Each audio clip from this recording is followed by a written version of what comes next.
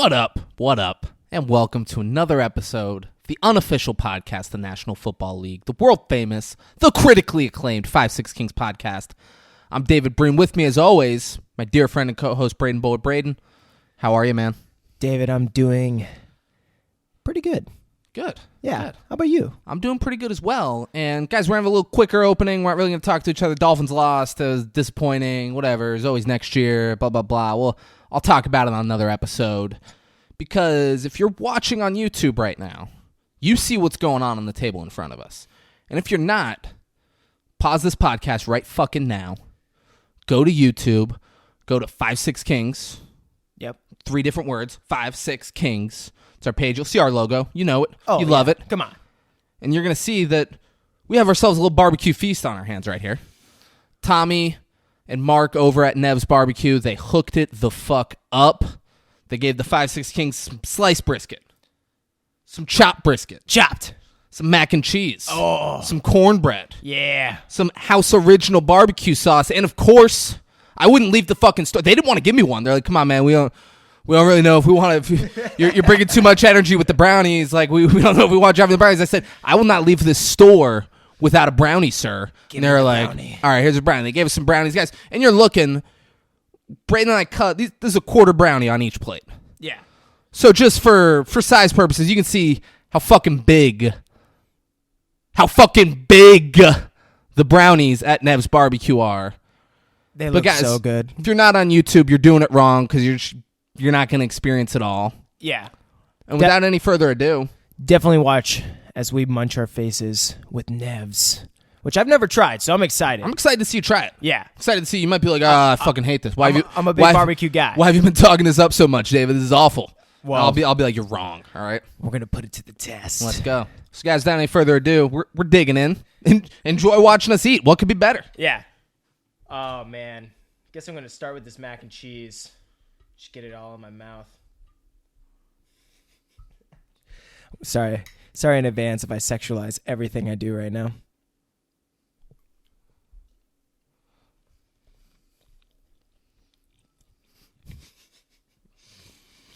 Talk with a mouthful. Talk with a mouthful. Are you kidding me? Are you fucking kidding me? You're going to go, let me be polite and chew and swallow. We're eating barbecue on video on our podcast. You want to be polite about it?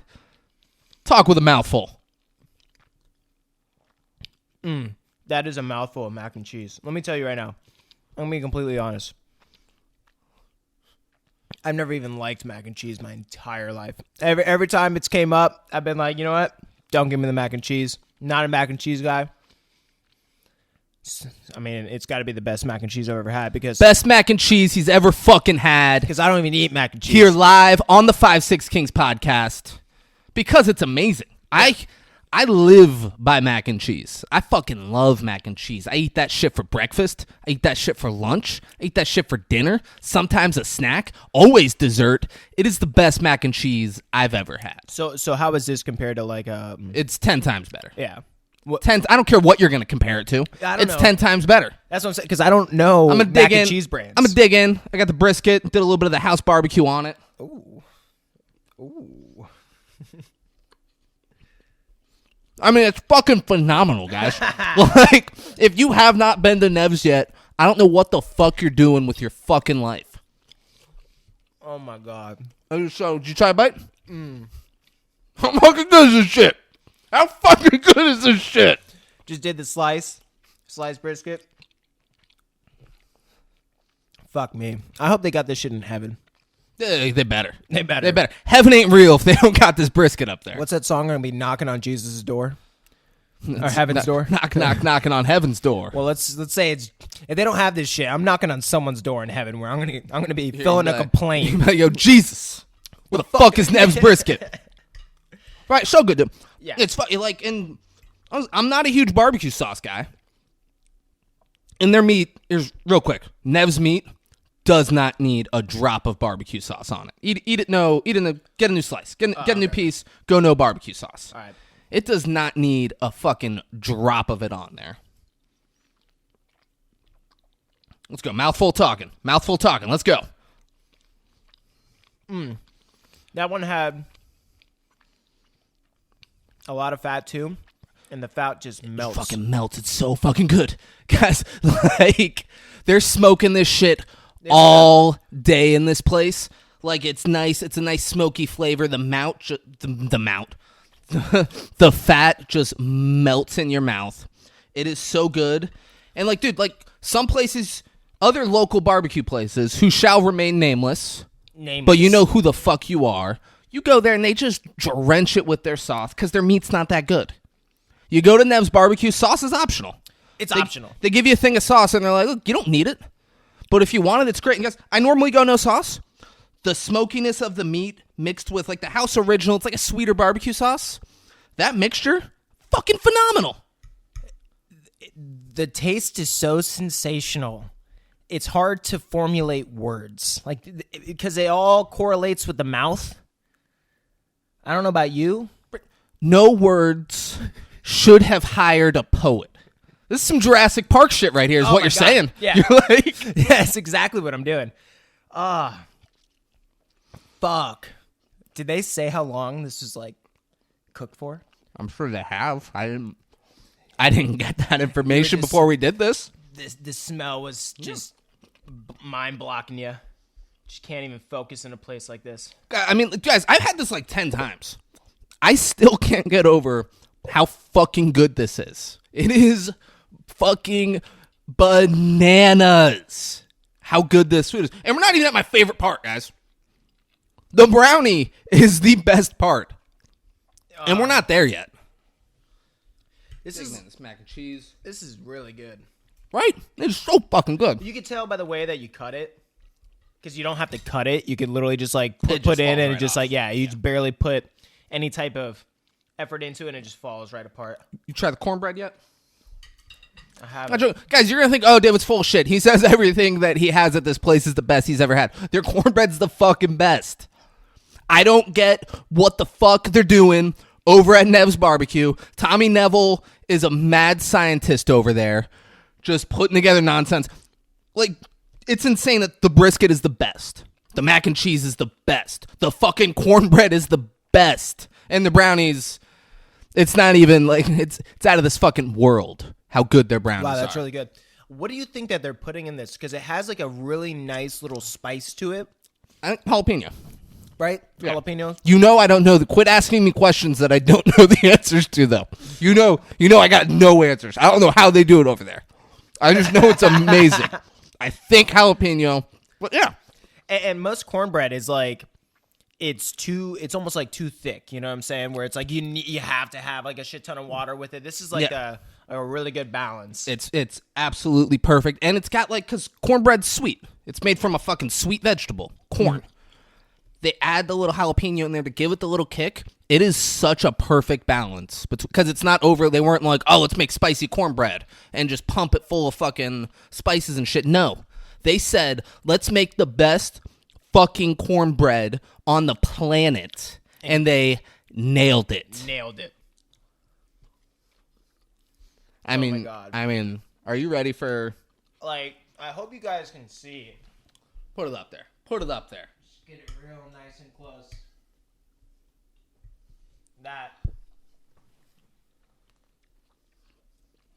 That is amazing. So fucking good. Every bite, you guys are watching, like, every bite I smile after I take. I do this when I'm in my apartment eating this by myself. Every bite I take, I just smile. I'm like, God damn it. This is so fucking good. You take the bite, and you just want to almost, like, hug yourself. You're just like, I want to just live in that moment forever. Record it, play it back. This is better than anything I've ever done in my life, is eating this food. All right, you want to... We're at almost the 10-minute mark, Braden. I think it's time. Yeah. I think it's time. I want you to have a bite before I have a bite too, guys. We're if you're listening, I don't know what the fuck you're doing with your life if you're listening, but we're diving into the brownies right now. I'm touching it, and it's all nice and creamy and mushy right inside, and on the outside it's all nice and crusty, and I'm like, oh my God, I just want to stick my dick in it. So, I have, all right? Eat it. It's way better that way. It's way better if you eat it, but that's always an option, all right? As long as you're getting the brownie from NEVS, that's always an option. So it's, take a bite, because I want to, And first time I went there, I was like, oh, I heard your brownies are great. Turns out it's a fudge recipe that Tommy Neville has had in his family for generations. He's like, it's been in our family forever, this fudge recipe. And I'm like, Tommy Neville, thank you for sharing this family treasure with the world. One bite. Oh my God. Right? Oh my God. Right? Right? Dude. Dude. Best brownie you've ever had in your life? Let's go. We went over you not talking with a mouthful. Mouthful. Answer this question. Best brownie you've ever had in your life? Mm-hmm. Yeah. Guys, it is so fucking good. It's fudgy.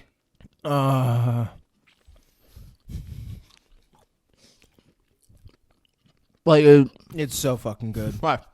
It's so fudgy. It got little chocolate chips throughout it. The outside's crispy. Well, it is. I thought a brownie's a brownie. I thought every brownie that I've ever had was good. Holy shit, was I wrong. Because NEVS brownie is so much fucking better than any other brownie that's ever existed in the history of the world. Don't yell over my fucking pitch for the brownie, all right? Guys, go to NEVS Barbecue in Palm Beach Gardens. I'm not, like, you cannot believe me. That's fine. I've been talking about it for this. This is Braden's first experience with their food. Braden is the pickiest eater I've ever met in my life. We've gone to restaurants where I've been like, dude, this queso that I got, it's amazing. Try it. And he's like, nah, I'm good, bro. I'm like, fuck you, dude. Braden, honest opinion. It's amazing. Yeah. Yeah. Brisket. Oh. Phenomenal. It's fucking phenomenal. It's fucking phenomenal, guys. Guys, there's no real words for how fucking everything on both of these. Everything that they fucking have in that place is amazing. Honestly, I thought I was prepared. I was like thinking of words. No, there's no words. It is so fucking good, guys. You need to go experience it for yourself. Go to NEVS. Tell them the 5'6" King sent you. It's like Tell them I watched two fucking douchebags on the 5'6" Kings eat your food and not shut the fuck up about it for 12 and a half minutes. I need to try your food.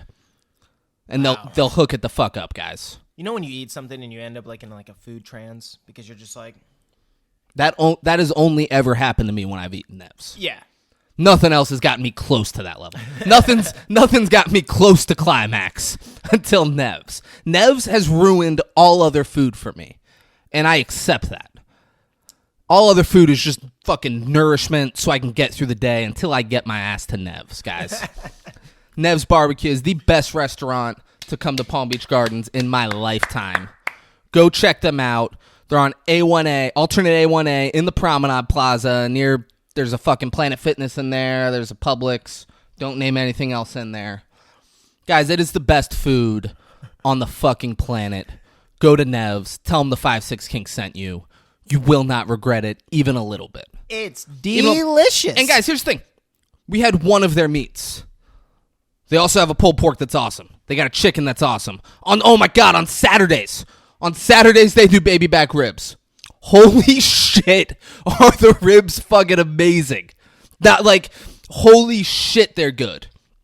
Mac and cheese is the only one. Guys, they have a coleslaw there. I don't like coleslaw. I always looked at coleslaw as a throwaway garbage side. Who the fuck ever gets coleslaw? Their coleslaw is amazing. Their coleslaw makes it acceptable to order coleslaw as a slide. No one else can say that. Wow. No one else does a coleslaw that's anywhere near decent. Their fries, their beans. They do beans with the meat in it. They do chili with the meats in it. Guys, they don't fuck around at NEVS, all right? Go to NEVS. Tell them the 5'6" King sent you. If I flopped it hard enough, it would fall to just to shreds. Just to fucking shreds, guys. Guys, go to NEVS. Tell them the 5'6" King sent you. You won't be disappointed. Boom. Guys, enjoy the rest of this week's episode. We're just getting started. Oh, my NEVS is just kicking us off, guys. We got a whole fucking movie to talk about. Stick around. Now I can walk tall.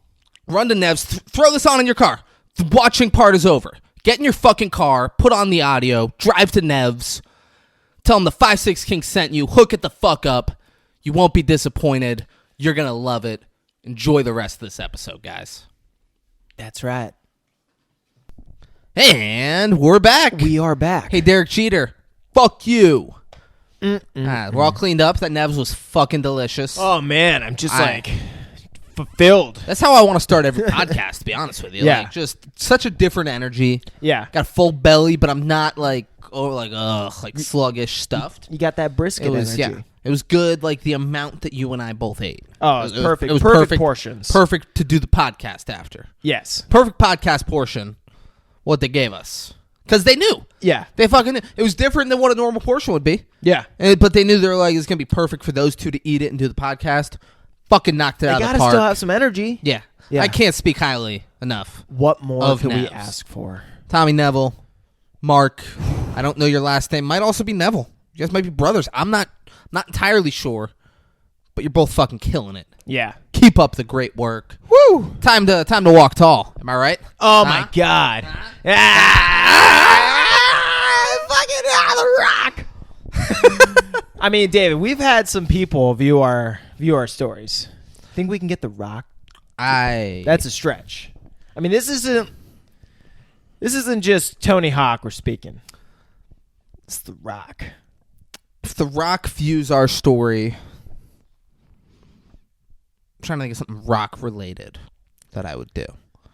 I'll let Braden give me the people's elbow. If the Rock views our story, Braden gives me the people's elbow. Done. Ball's in your court, Rock. Yeah.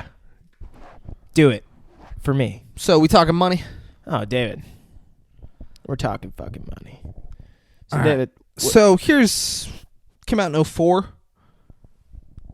Mm-hmm. So the Rock's still a big get. Johnny Knoxville's still a big get. Yeah, this is not peak Johnny Knoxville time. It's not Rock today, though. Yeah. Oh, that's no. the thing. It's not. This isn't number one paid. They didn't pay him $50 million to do this movie. Fuck no. I'm gonna say the budget still wasn't that high. I mean, relative to movie budgets, I'm gonna say $40 million. It's a close guess. A little bit higher. 45? 46. $46 million. Good fucking guess. Walking tall with the Rock. Yeah. What do you think? What do you think they grossed? Let's say like 80 million. Lower. Did they make a profit? Yeah. Okay, good. 60. A little bit lower. 55. 57. 57 million. But you know what? 46 to 57. They made an $11 million profit. $11 million profit. If you're not happy making an $11 million profit, you can go fuck yourself in the fucking face, you fucking fuck. 11, that's a profit. And you know what? It's so much. And people were unhappy. People were like, I thought we would have made more. Well, I don't know. Fuck you. Oh, I'm sure. If I had to guess, yeah. Some Someone of these, was like, I thought some we of would these super rich with investors. The Rock. Yeah. He was in WrestleMania. Yeah. Fuck you. I guess the way they look at it is, if I had to guess, probably isn't just, oh, we made 11 million profit. It's like, are we making as much as we're putting down? You know what I'm saying? Like they're probably hoping for at least 46 million since they put down 46 million. Yeah, for sure.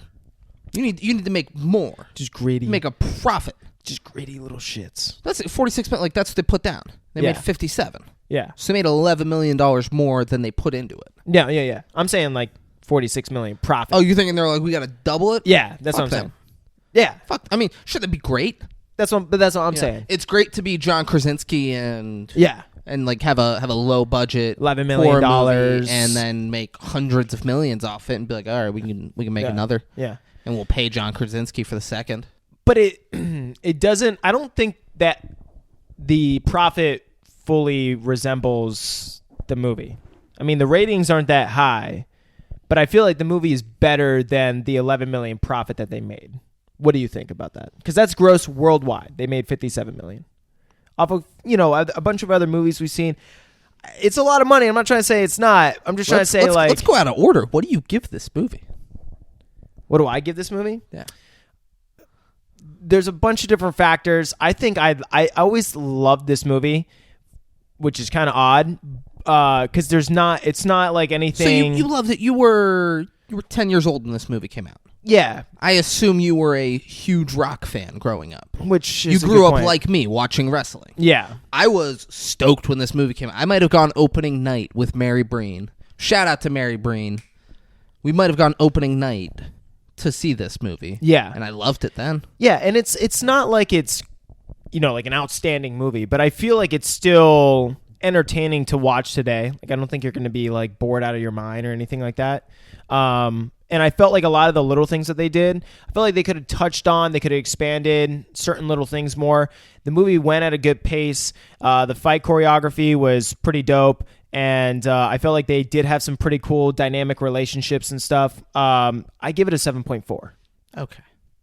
I was worried. The way you were talking, I was really worried you were going to be like, I give it a 9. 9.2. Yeah. Like, I was genuinely worried. I was like, Braden's going to give this such a high score right now. That's going to be crazy. I was like, I need to hear what he's giving it. Yeah, I'm right in the same boat with you. I give it like a 7. Yeah. Like, it's whatever. Yeah. It's silly. It's fucking dumb and ridiculous at points. Yeah. But it was fine. I was entertained the whole time. The fights were very cool.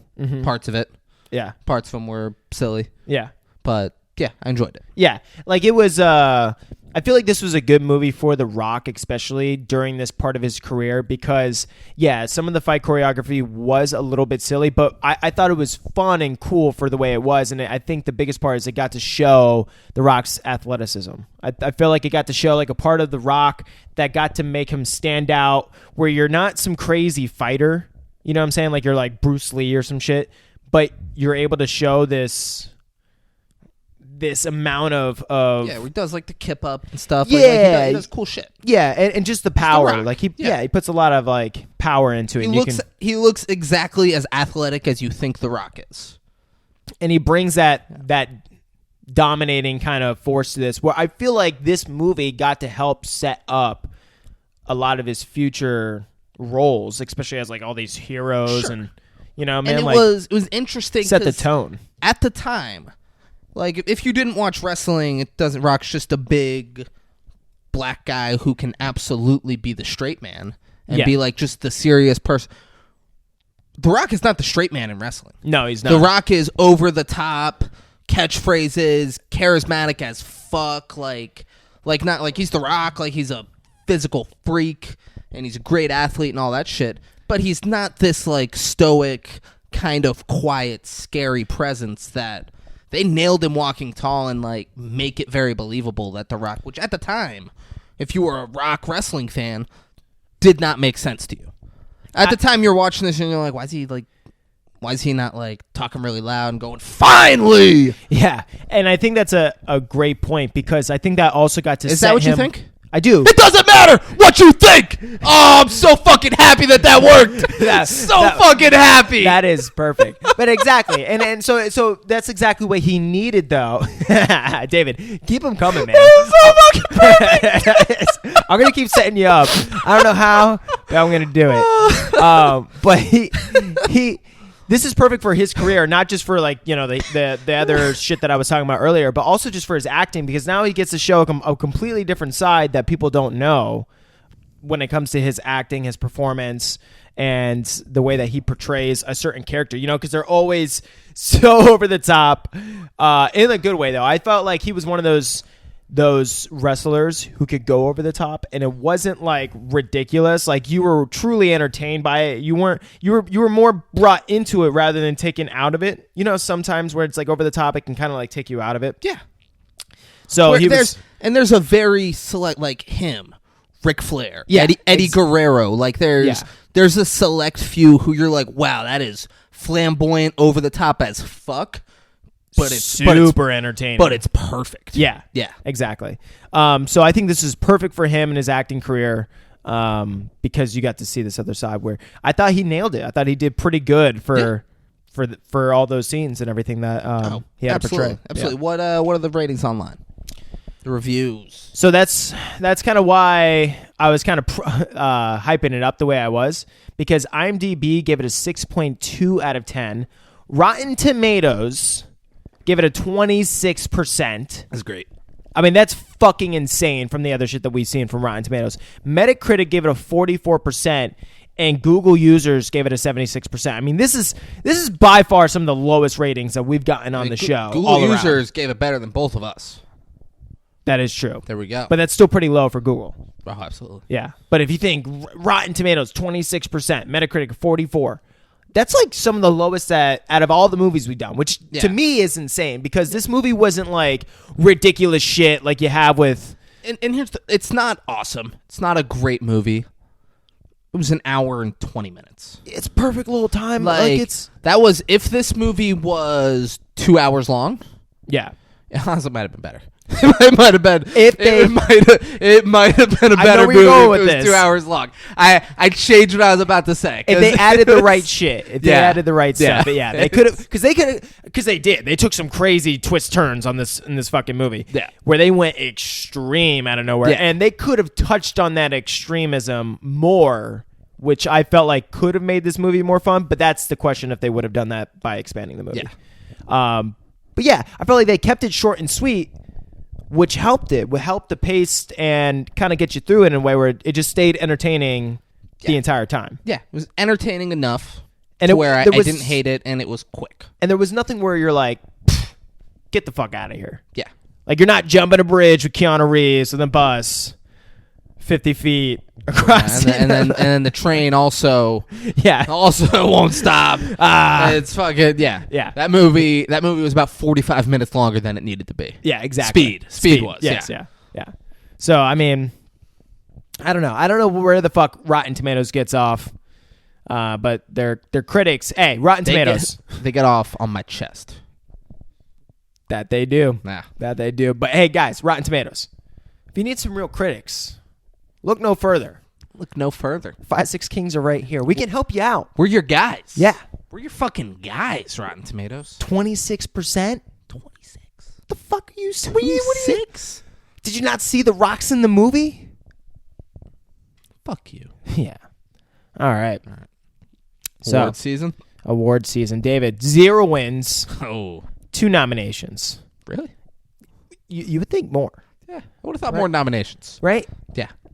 I mean, just to get The Rock there, you know what I'm saying? Showing up in the leather. Yeah. Yeah. You want just to get leather? You think he wore what he wore in the movie? Not in the movie. I'm talking about wrestling tights. Yeah, with the wrestling jacket, fucking thing. What's it called? Remember the wrestling jacket? That's not a jacket, but it's like what you wear over like a suit. But he just wore it over his chest, and it was it's like a button down. Oh, like the vest. It's a vest. Yeah. He wore. Yeah. I don't think they would. I don't think he would go to it wearing that. I think he probably wore a suit. Maybe. Yeah. Tux if it's fancy enough. I could see him wearing it though, stunting it. But he was nominated for not he. Oh, actually, yeah, he was. Fucking right, he. Fucking right, he. Yeah. Nobody else. Who the fuck else would be nominated besides Dwayne "The Rock" Johnson for a Teen Choice Award for Choice Movie Actor for Drama Action Adventure? Click on that 2004 button. And let's see who. I'm gonna need to see who won. Yeah. Because fuck that. Was it Too Fast, Too Furious? It's gonna be a Too Fast, Too Furious person. I'm gonna eat my words, but Choice Comedian Adam Sandler won Choice Comedian over Dave Chappelle. No, scroll. The Choice Comedian nominees were Adam Sandler, Chris Rock, Dave Chappelle, Jack Black, Jim Carrey, Jimmy Fallon, Tina Fey, Will Ferrell. She should have fucking won. Chris Rock or Dave Chappelle should have won. No, yeah. It was a Tina Fey joke. Keep scrolling. Keep scrolling. There's so much to scroll through. Choice Movie Actor, comedy. There we go. Brad Pitt for Troy. Yeah. All right. Yeah. All right, you're right. Yeah. You're right. Yeah. The teens got it right on this one. I'll give it to them. That was a crazy. Who are the other options? Terminator 3, Rise of the Machines. I really wish Elijah Wood. Lord of the Rings. Would have won. The Matrix. Never seen The Matrix. You haven't seen The Matrix? Never seen The Matrix. What? No. It's a fucking Mekhi Phifer for Honey. I don't know what Honey is, but Mekhi Phifer's my guy. It's definitely not. Definitely no blood in Honey. He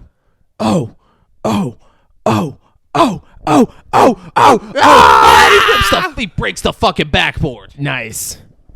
Yeah. Wow. When you look at that. All right, they nailed it. Yeah, but the other thing that they were nominated for was the Taurus Award for Best High Work, which is the two stuntmen that fell through the floors of an old building. All right. That was pretty good high work. Yeah. Good for them. Yeah, it was at the World Stunt Awards. Yeah. There we go. Which, fun fact, since you're speaking about stunts, The Rock's cousin was actually his stunt double in this movie. His cousin got a name? I mean, they didn't say. No, they didn't say. Dwayne's. Oh, yeah, they did. Tanoy Reed? So I'll look it up on the break. TAA. Everyone who's related to him wrestles. So I want to see if it's another famous wrestler. If that's like Umaga, because they're related. Or Rikishi. Is it Rikishi? You think it's Rikishi? I will shit my pants if it's Rikishi. I mean, this guy is fucking built. Guys. And he did Black Adam, too. I think he's just always the Rock stunt guy. Well, I mean, that's what I was kind of going to get into. Good on him. Yeah. Like, hey, my cousin's super famous, and I'm as big as he is, and we look similar because we're fucking related. I'm just going to be a stunt double. Yeah. And make a very good living for myself, I'm sure. Oh. I'm sure he ain't hurting. I mean, he might be Absolutely. physically hurting because he does all this fucking crazy stunts. No, they get hurt. But financially, he ain't hurting. No, yeah. Rock gonna take care of Tanoy. Oh, and for sure he is. I would hope on set every time that this guy goes to do a stunt, The Rock is just joking with him, saying something. Being like, I make so much more than you for this movie. and I don't have to do that shit you're doing right there. Go do the hard work. Yeah. Hey. Go do the hard work for a fraction of what I'm taking home. Don't break a leg. or do. Hey, break a leg out there, huh? All right, guys. When we come back, we're diving into this movie. So unless you're Derek Jeter, stick around, because we'll be right back. That's right. And we're back. Hello. Hey, Derek Jeter. Fuck you. Yeah. Guys, have you been to NEVS Barbecue yet? Have you? Pause this. Go to NEVS Barbecue right now. Tell them the 5-6 Kings sent you. Tell the 5-6 Kings put NEVS Barbecue ahead of you watching or listening to their material. They were like, pause this right now. Goes, I don't want you to listen another second until you've eaten NEVS Barbecue. My mouth is watering for more NEVS. So the movie opens, says inspired by a true story. I mean, it's based on like on a sheriff back in like the 50s who he was white. He was white. But he started like cracking down on prostitution. This movie is about The Rock coming back to the town he grew up in and being unhappy. Let's not get into too much detail. Yeah. Being unhappy about what's going on in the town. It's like drugs and shit like that and crooked cops and all this kind of shit. So he changed that. He fought against evil, made his town good. But here's the thing. What was this guy? Buford? Yeah. Buford what? It's Buford Pusser? I don't know how to pronounce it. Yeah, Pusser. Buford Pusser. Yeah. For sure, what he didn't like about his town when he got back was how many blacks were in his town. There's no doubt in my fucking mind that is what Buford Pusser fought against. He got home. He went and fought in the war. Fought in fucking World War II, probably. Yeah. Timing-wise. Mm-hmm. And then came back and was like, I'm not going to stand for all these black people in my town.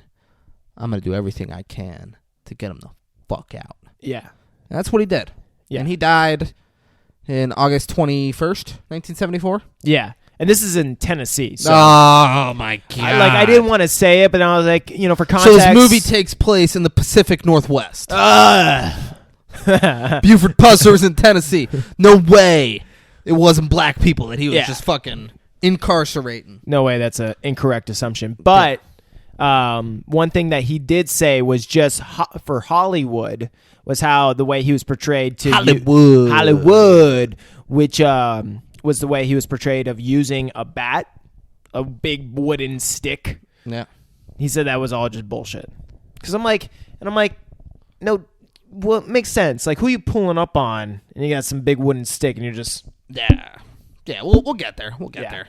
Yeah. Because I don't want to give away all the stuff The Rock does. Well, with his big wooden stick. Yeah. It doesn't disappoint. It makes a better movie. It is the biggest wooden stick. Oh, yeah. Yeah. Oh, yeah. So, guys, inspired by a true story, Midnight Rider, the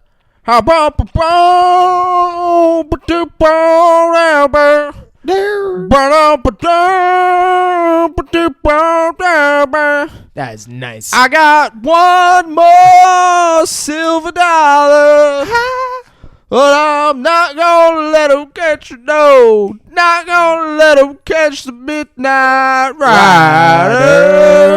Oh, boom, boom, boom, boom, boom. That song's playing through everything that's going on.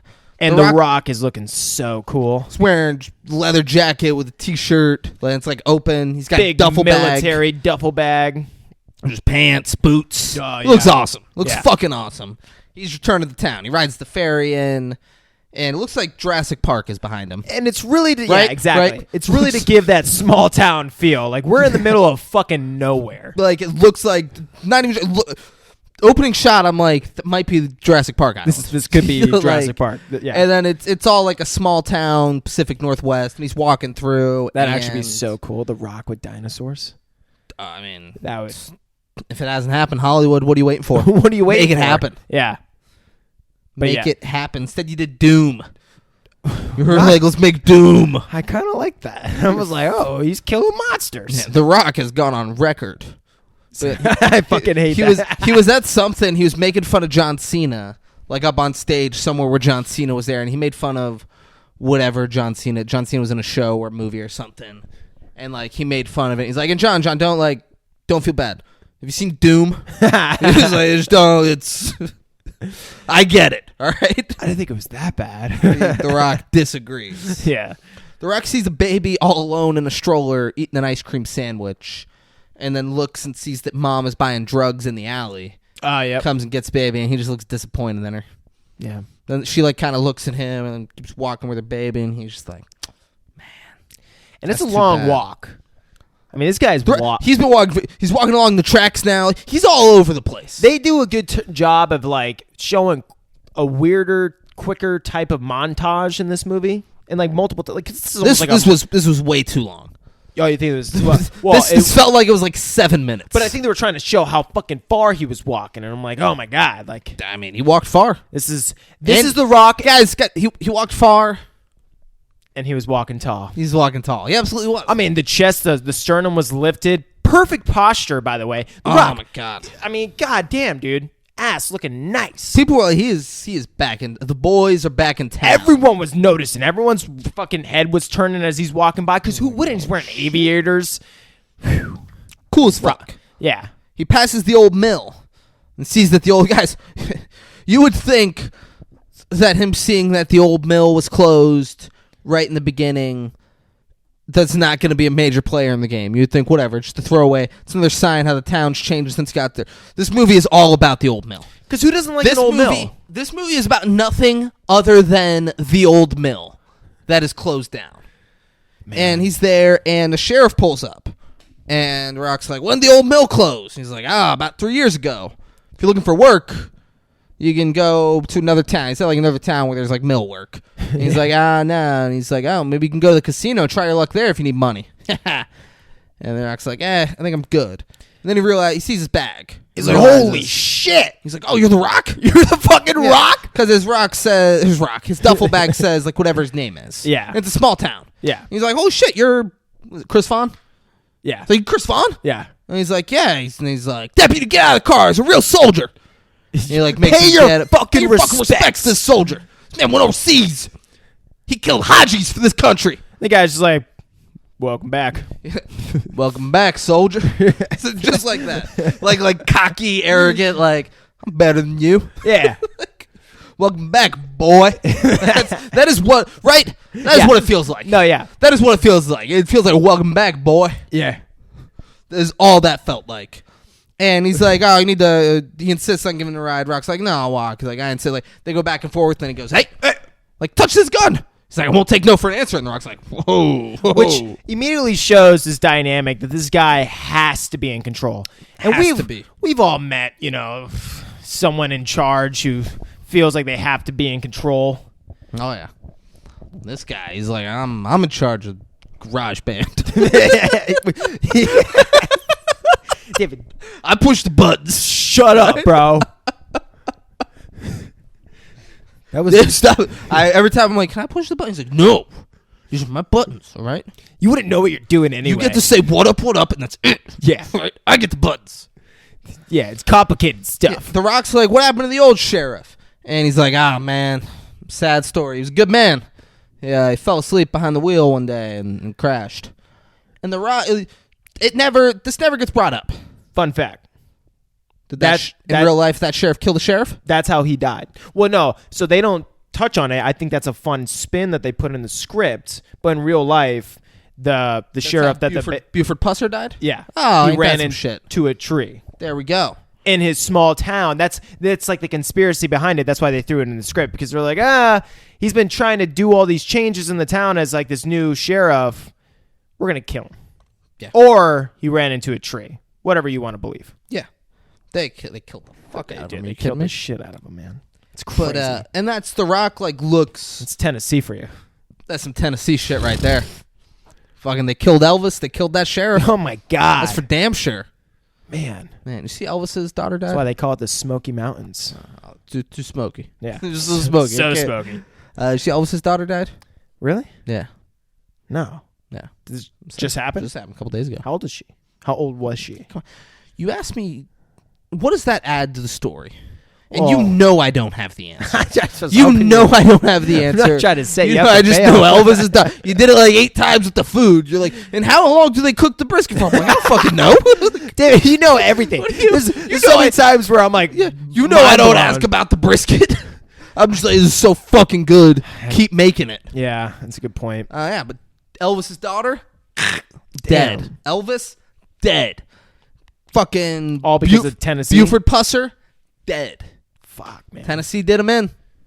Tennessee. I mean, if you feel confident to say otherwise, Honestly, yeah. let us know. I fucking dare you, Tennessee. Yeah.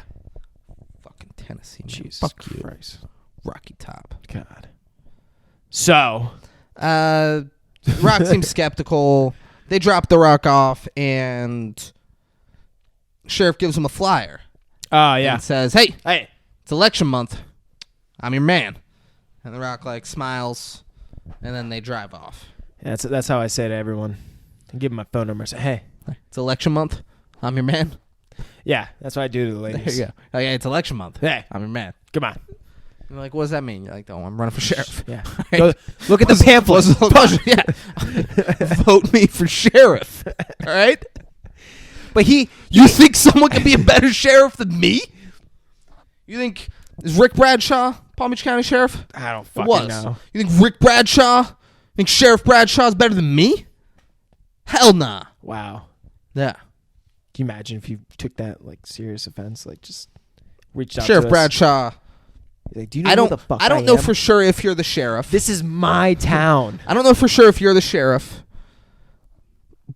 but I do know you've been the sheriff at one point, and I'm positive.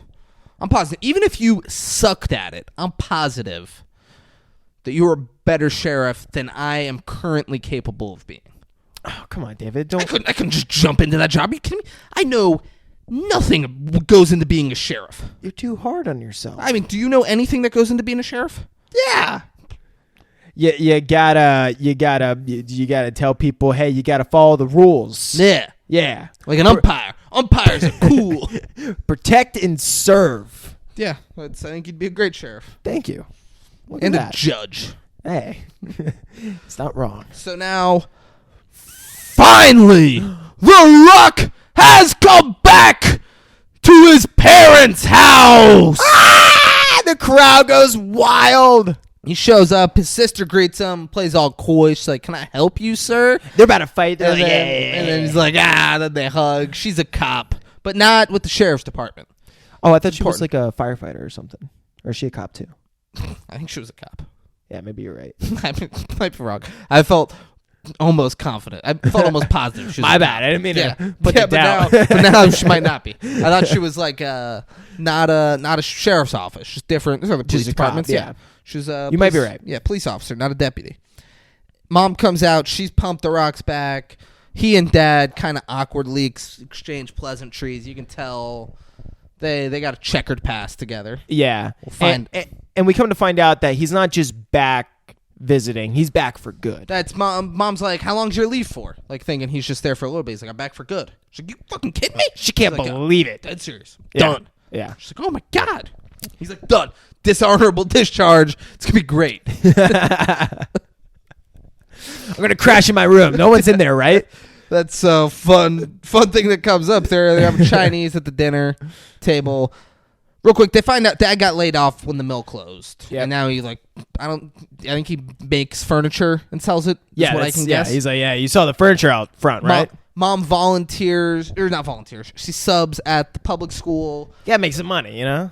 And his sister pitches him what she can. And mom says all that and is like, we try to keep it simple. Which means we're struggling. Dad's making furniture and selling it. I sub at the public school, and our daughter lives with us and helps pay the bills. It's simple.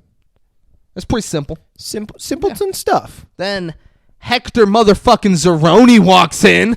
You kidding me? You know the reference? You know the movie Holes? Yeah. That's his character. I was just about to say, that's that Holes guy. He walks in, and they're talking. She's like, last time your uncle saw you, you were barely walking. He goes, and now I'm camping. Like annoyed, you could tell. Turns out Rock. She's like, "Hey, I told you it was Rock's room first." Blah blah blah. And so he's sleeping in a tent as like. She's like, "I told you can sleep on the couch." She's like, yeah, you chose the tent because you want to be this fucking like. What's the word I'm looking for? Stubborn. I mean, he's being stubborn. Must be a martyr. Well, I'm getting kicked out of my house. I'm gonna go sleep in a tent in the yard. Yeah. And Rock goes, "Your tent's gonna take on water. I can show you how to rig it." And he goes, "Doesn't look like it's gonna rain to me, Colonel." It's just like that, like a total fuck you to him. And they're like, "Hey, come on." Yeah, don't say that. And he's like, "Actually, I was a sergeant." And he goes, "Oh, foot soldier, huh? You ever smoke anybody?"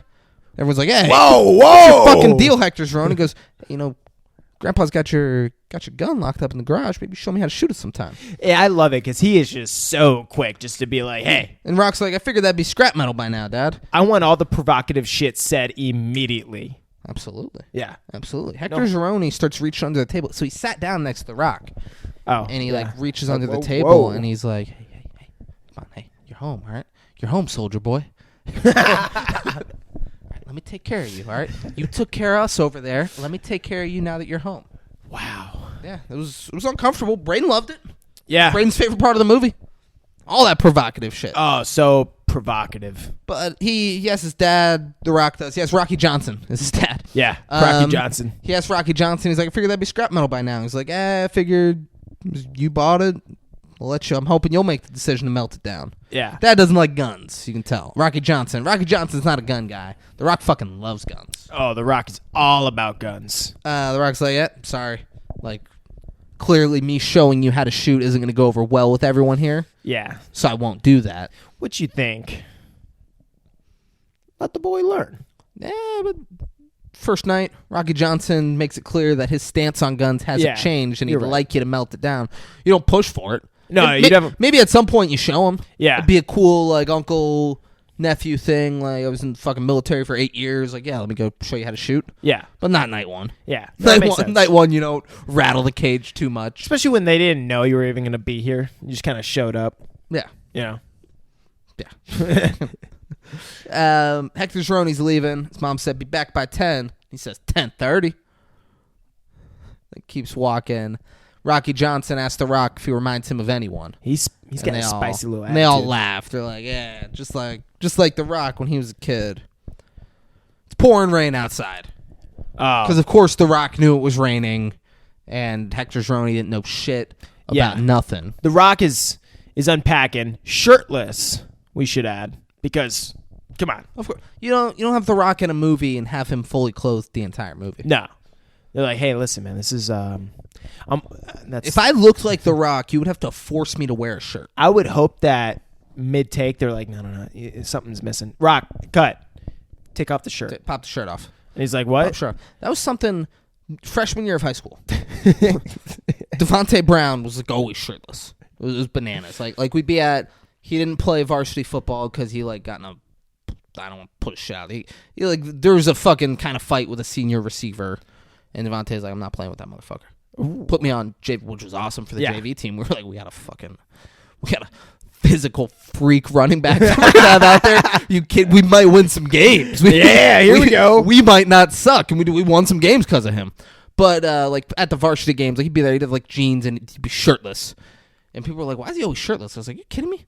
I was like, "Look at him. Yeah. He is a fucking 6-pack. He's jacked. If I looked like that, you would have to force me to wear a shirt. Yeah. And it'd be a point of contention. I'd be like, fuck you, I'm not wearing a shirt. Look at me. Look at me. Look at me. You don't fucking look like this. Sculpted. Motherfucker."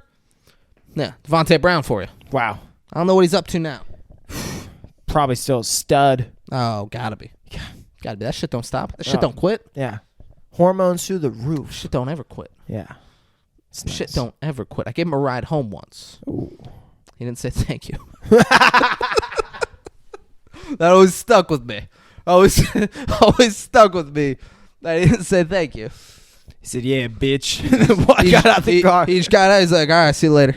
I just got out. I was like, "This was Well, not." I mean, this was not on my way home. If you think about it, you're the one that's lucky. You're the one that should be grateful. You got to be in his presence the whole way. I mean, that's what he thought. Clearly, that's what he thought. That's why he rode without a shirt.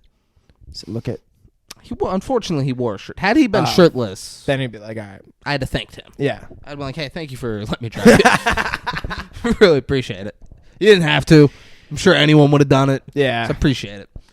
Wow. Hector Zeroni walks in, and he's like, "All right, Rain, you happy?" Rock's like, "No." Nah. Nah. I'm just a straight up genuine guy. All right. I don't know what you want from me. Okay. And then, so Rock, he's like, why don't you crash on the floor? And then he just kind of like looks upstairs. He's like, all right, I'll crash on the floor. You sleep in the bed. Like he's being like, come on, sleep up here. on. Whatever. I don't want to kick you completely out of your room. We're bros. And Hector Zeroni goes, nah. And then walks back out. I'm gonna go dig some fucking holes. Rock says, hey, Hector Zeroni. And he tosses him like his jacket. I don't know what the fuck it was. And he's like, keep it dry. yeah, like it's somehow that's gonna keep him dry. I don't really understand it, Yeah. but I think it's just going to ruin that jacket. that's what I'm thinking too. And then Hector Zeroni goes, hey, you really kill people? And The Rock just stares at him. It says, "One stays in the head, motherfucker." One stay in the head. We don't even play. Gives him a little wink, and then he knows. So he walks off. He's like, "Oh, okay, He's like, all right, absolutely. yeah, makes sense." The Rock is repairing like the front deck Yeah. at his parents' house. Oh, he is fixing it up. And a shitty RV pulls up. The shittiest. And it's Johnny Knoxville. Ha! He's wearing a Misfits shirt. Dude. So he's got me right off the bat. He's wearing Yeah. a Misfits shirt. And they talk. They go. He offers him a beer, and he's like, actually, believe it or not, I quit drinking. I'll take a soda, though. And he takes soda. Rock has a full cool. It was weird. He had a cooler He's got everything. with, like I thought that too. I was like, well, what if he doesn't have a soda? he's at his house. So Johnny Knoxville saw in the cooler. Okay. But he's at his house. He hasn't left. He hasn't gone anywhere. The front door's right there. He not only made a cooler, but he put beer and soda in it, and then is on the front deck Who there. does that? Yeah, he's like, I don't know what I'm going to want. I can't walk an extra 10 feet for the fridge. Just keep it in the fridge. He's like, nah, I'm going to make a cooler, and I'm going to have any beverage that I might want to have in the cooler in case I want to switch it up. I could be working on this deck for a few hours. In case I want to go beer, soda, beer. Yeah, You know? yeah. Who knows? Water, beer, soda, beer, water. There we go. He doesn't know. He wants to have all options readily available to him. That's right. Smart man. Yeah. Then Johnny Knoxville's like, yeah, while you were gone, I went down to Seattle, and I became all about music. 'Cause he had a guitar tattoo, and Rock's like, what is that? Well, at first he says, he almost like puts it on him because he's like, you made me want to go switch up my life too, because you made the switch. So then I got into music. Yeah, I moved to Seattle and became all about music. Yeah. And then, pretty soon became all about music and drugs, and pretty soon it was just drugs. So thanks. Yeah, and thanks then- for the inspiration. And then I ended up doing 2 years for B&E. You're like, oh, shit. Fuck. Johnny Knoxville. Johnny But he's Knoxville is a like- misfit. But hey, clean and sober, 14 months, doing construction and renewing positive relationships from my past. Wow. we Isn't go. that what we're all trying to do? No. As we age, we're all just trying to rekindle that flame. No. No? No. Guess just me. Yeah, just you. Just you. My high school reunion just happened. Did you go to it? There was 2 of them, and I didn't go. Oh! Yeah. That's how much I'm not trying. I mean, one I was in New Orleans for. Oh. It wasn't like, I'm going to cancel the New Orleans trip and I'm going to go to the reunion. And the other, I was working, and they were like, we're doing that. And I was like, I'm fucking working. I'm not just going to pull off and be like, hey, I'm going to the reunion. Yeah. 20, I'll be there. Yeah. I'll be there for 20. Oh, man. 10, 20s. eat a dick. Yeah, 10's. Eat a dick, 10. What's really happened over 10 years? But Johnny Knoxville said, speaking of which, I just got off the phone with the guys, and they wanted me to remind you that today is Saturday. And Rock goes, meaning kickoffs in 20 minutes. Which, how long was he gone? 8 years. 8 years. Yeah. So for 8 years, every Saturday, the boys have been grinding. I mean, longer than that. Because it was with The Rock. Oh, yeah. So they've done it their whole lives. Yeah. Then The Rock left, and... But that's what they have they 8 didn't- years of practice on this man. And The Rock is not phased. I mean, come on. You think The Rock's not going to be the best player on the field? But that's what I'm saying. Yeah. They got 8 years of practice on my dog. And he just shows up. And clearly, he's still one of the best. Absolutely. Yeah. Absolutely. How we doing on time? 'Cause you got that up over it. Oh, that's right. You did Yeah. this thing where you block the time on me, and I don't appreciate it. And before we get into the football game, for editing purposes, feels like a perfect time to take a quick break. But while we're taking a quick break, do yourself a favor. Jaunt on over to NEVS Barbecue. Get yourself some brisket, some mac and cheese, some cornbread, motherfucking brownie. Live it up. We'll be right back. And we're back. Hey, Derek Jeter. Fuck you. I knew it was coming. Yeah, you sensed it. I don't know how. Hey, guys, how's that barbecue? It's probably just melting in the mouth, good making stuff. you feel like a god. I can taste it from here. That's Yeah. how good it is. Oh, my God. You're beaming. Your energy, your skin, it's glowing. So it's football at the park. Saturday in the park. I think it was the 4th of July. Great Nice. song, man. Oh, man. Yeah. So the Rock and Johnny... No. Go on. I think I was about to overstep, actually. Don't want to move too fast. So the Rock and Johnny actually show up. Friends all salute The Rock. Oh, yeah. And then start laughing. And they have their little bromance. Yeah. It's so cute. They It's all his start boys. hugging There, and- yeah. It's fun. It's fun. Yeah, The Rock's back. Braden's making it gay, but Braden's got like a group of close friends that he has here that... Oh, I do that shit all the time. That if you like, you could do a bromance, That's exactly what we're doing. It's not. It's not. I guess it's true. Yeah. Sign at the park says Hamilton Field, and Rock's like, when's that happen? They're like, yeah, Jay Hamilton. That fucking prick. They kind of just give like a rundown. They're like, yeah, his parents left him the mill for all of about 2 minutes before he shut it down. Yeah. And Rock's like, what did you do that for? And then Jay Hamilton shows up. He's like, because I opened my casino. Because I'm fucking rich. And then he's there, and they're like, ooh. I can do what I want. Look at me. I got blue eyes and blonde hair. He is the epitome of just a piece of shit. He's, what's the actor's name? Because he's in other shit. Oh, yeah. He's a kind of wild-looking person, though. I believe that most women would be like, this is my ideal mate. I don't think that. You don't think At that? all? Maybe But that's a stretch. Neil McDonough Yeah. is the actor's name. Yeah. And he has probably played this Not type all. of You look role. at him and you think he's better looking than Brad Pitt? No. You're sitting here like, is most women's No. ideal man. Like, no. He's a fucking, he's kind of an odd looking guy. Well, he looks evil. Yeah, he looks just fucking not like a real person. Yeah. I don't know how to describe, like, he's good looking. Like, right? Like, you're like, he's handsome. That's for damn sure. He's kind of scary looking. But he doesn't look real. yeah. He looks like a fake thing. Yeah, he does. Like, He looks kind of like what people hope that they end up looking like after getting plastic surgery, but they never end up actually looking like that. Does that make sense? Maybe no, that's, no, and I don't think that looking at him. I just think, like, I kind of got that if for a it second. were to come out Like, 5 years from now that Neil McDonough isn't a real person, That's what I'm saying. I'd be like, yeah, that makes sense.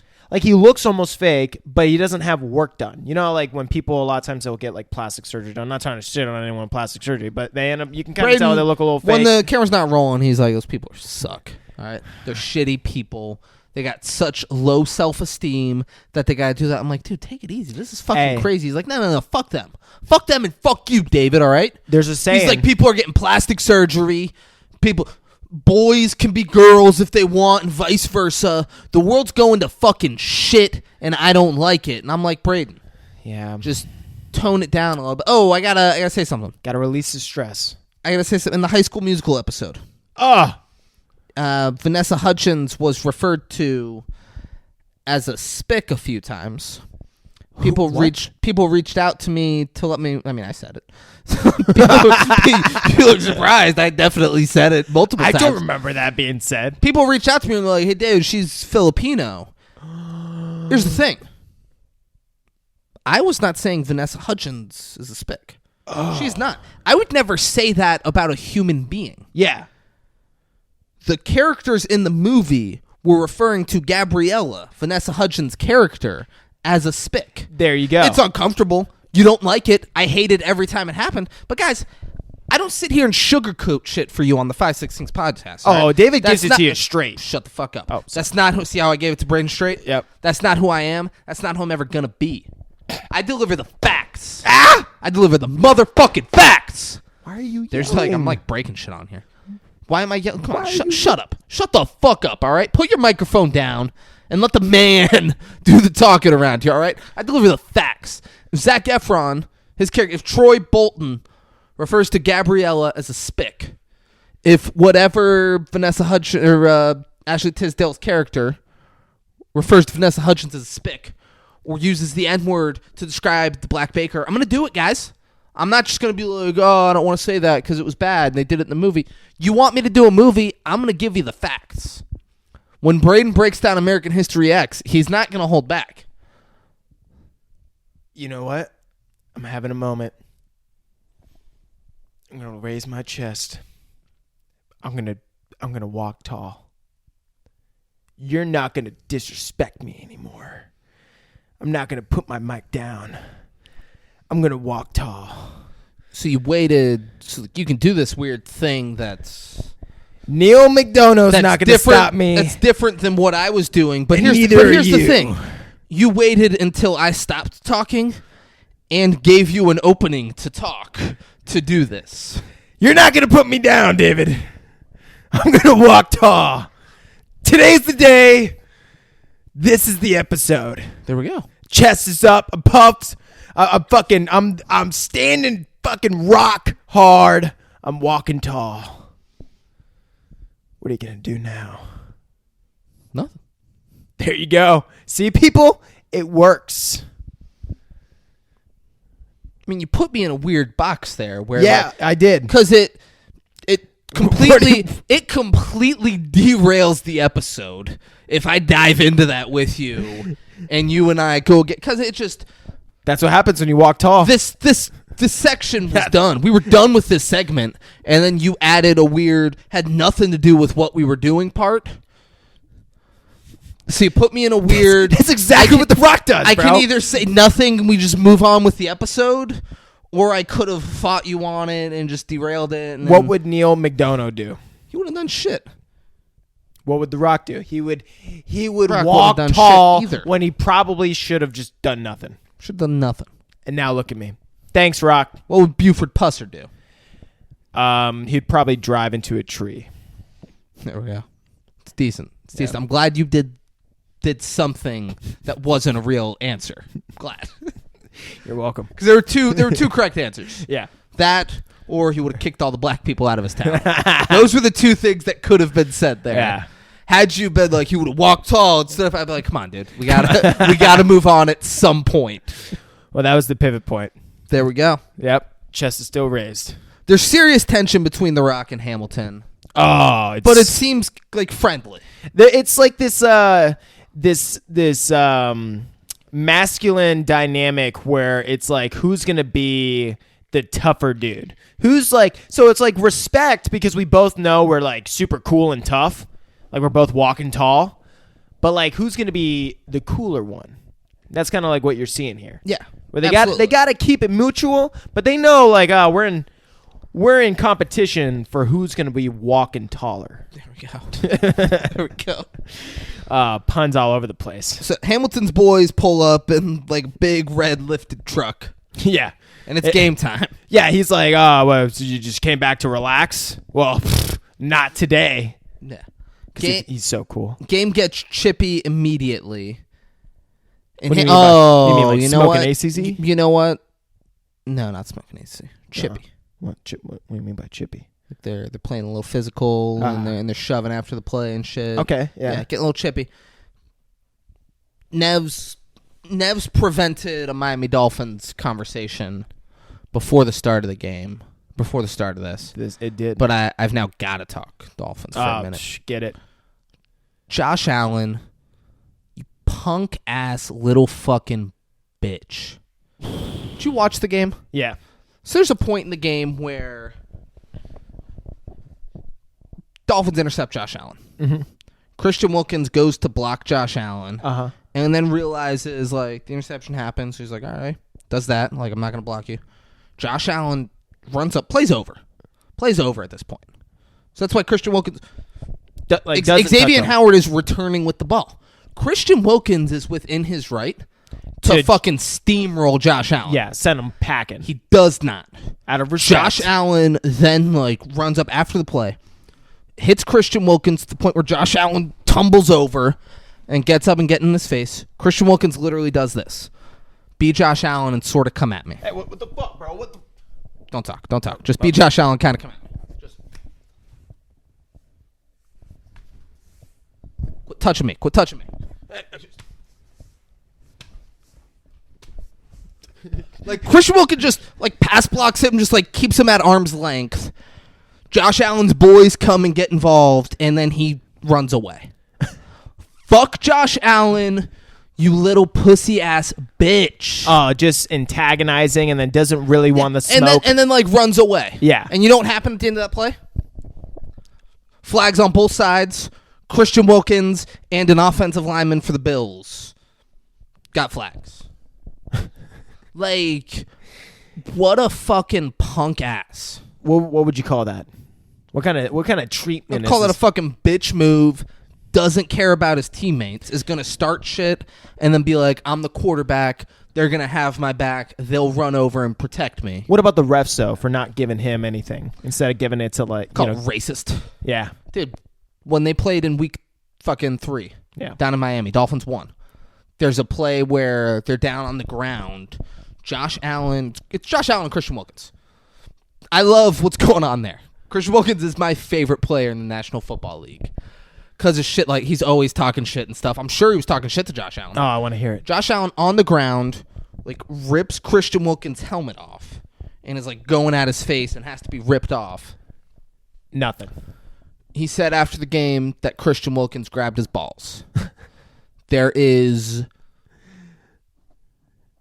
zero chance. Shut up. Come on. You do this. Yeah. You do this. Stop. There's every chance.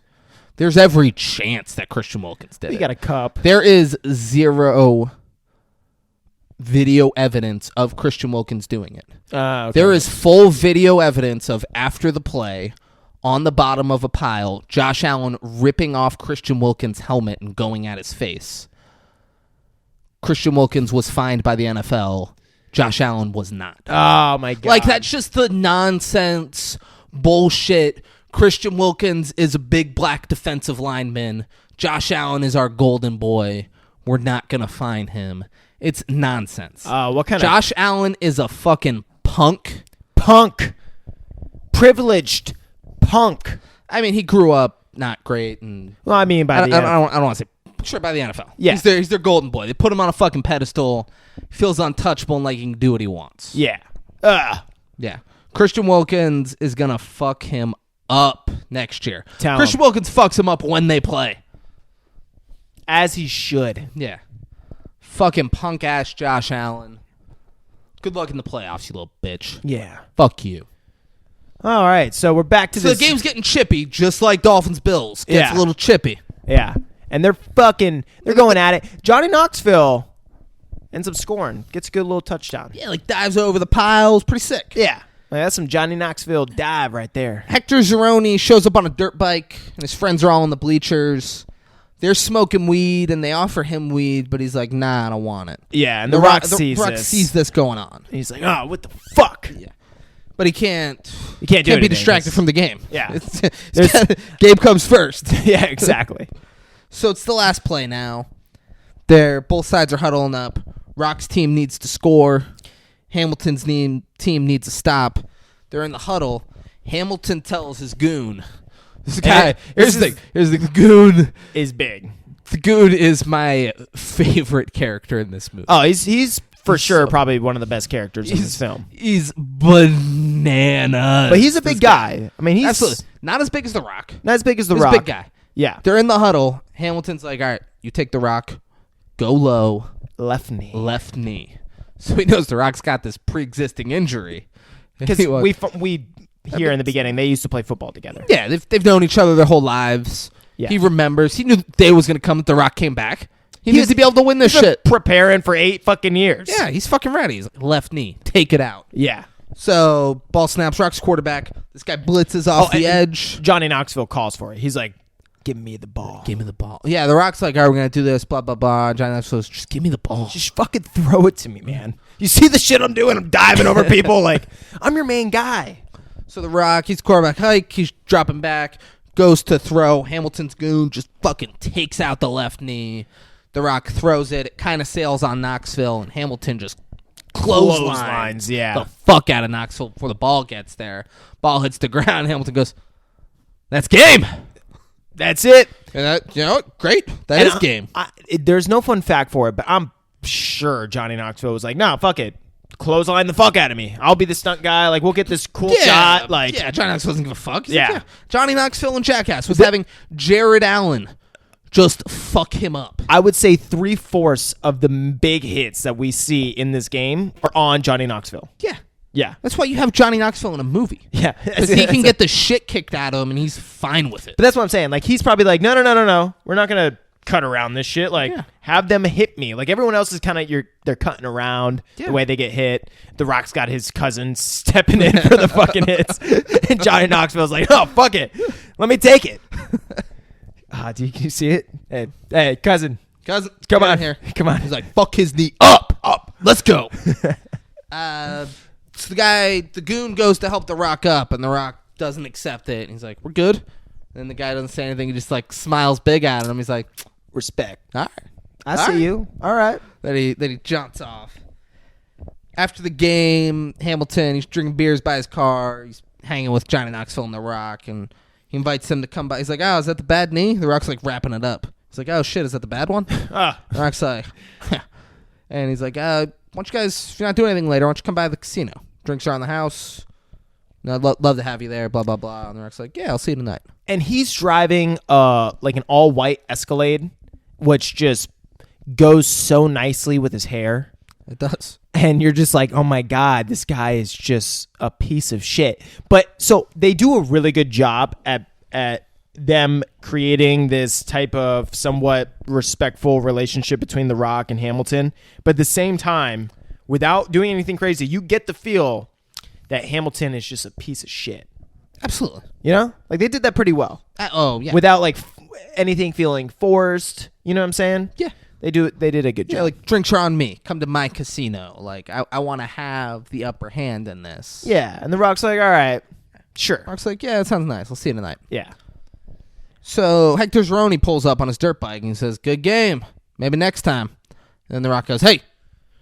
And he goes, maybe next time I won't see you in the bleachers smoking weed. And I'm like, fuck. And Hector Zeroni doesn't say anything. He just smirks. And then he rides off on his dirt bike. I'm like, damn it. The Rock's trying to tell me something. Yeah. We're at the casino.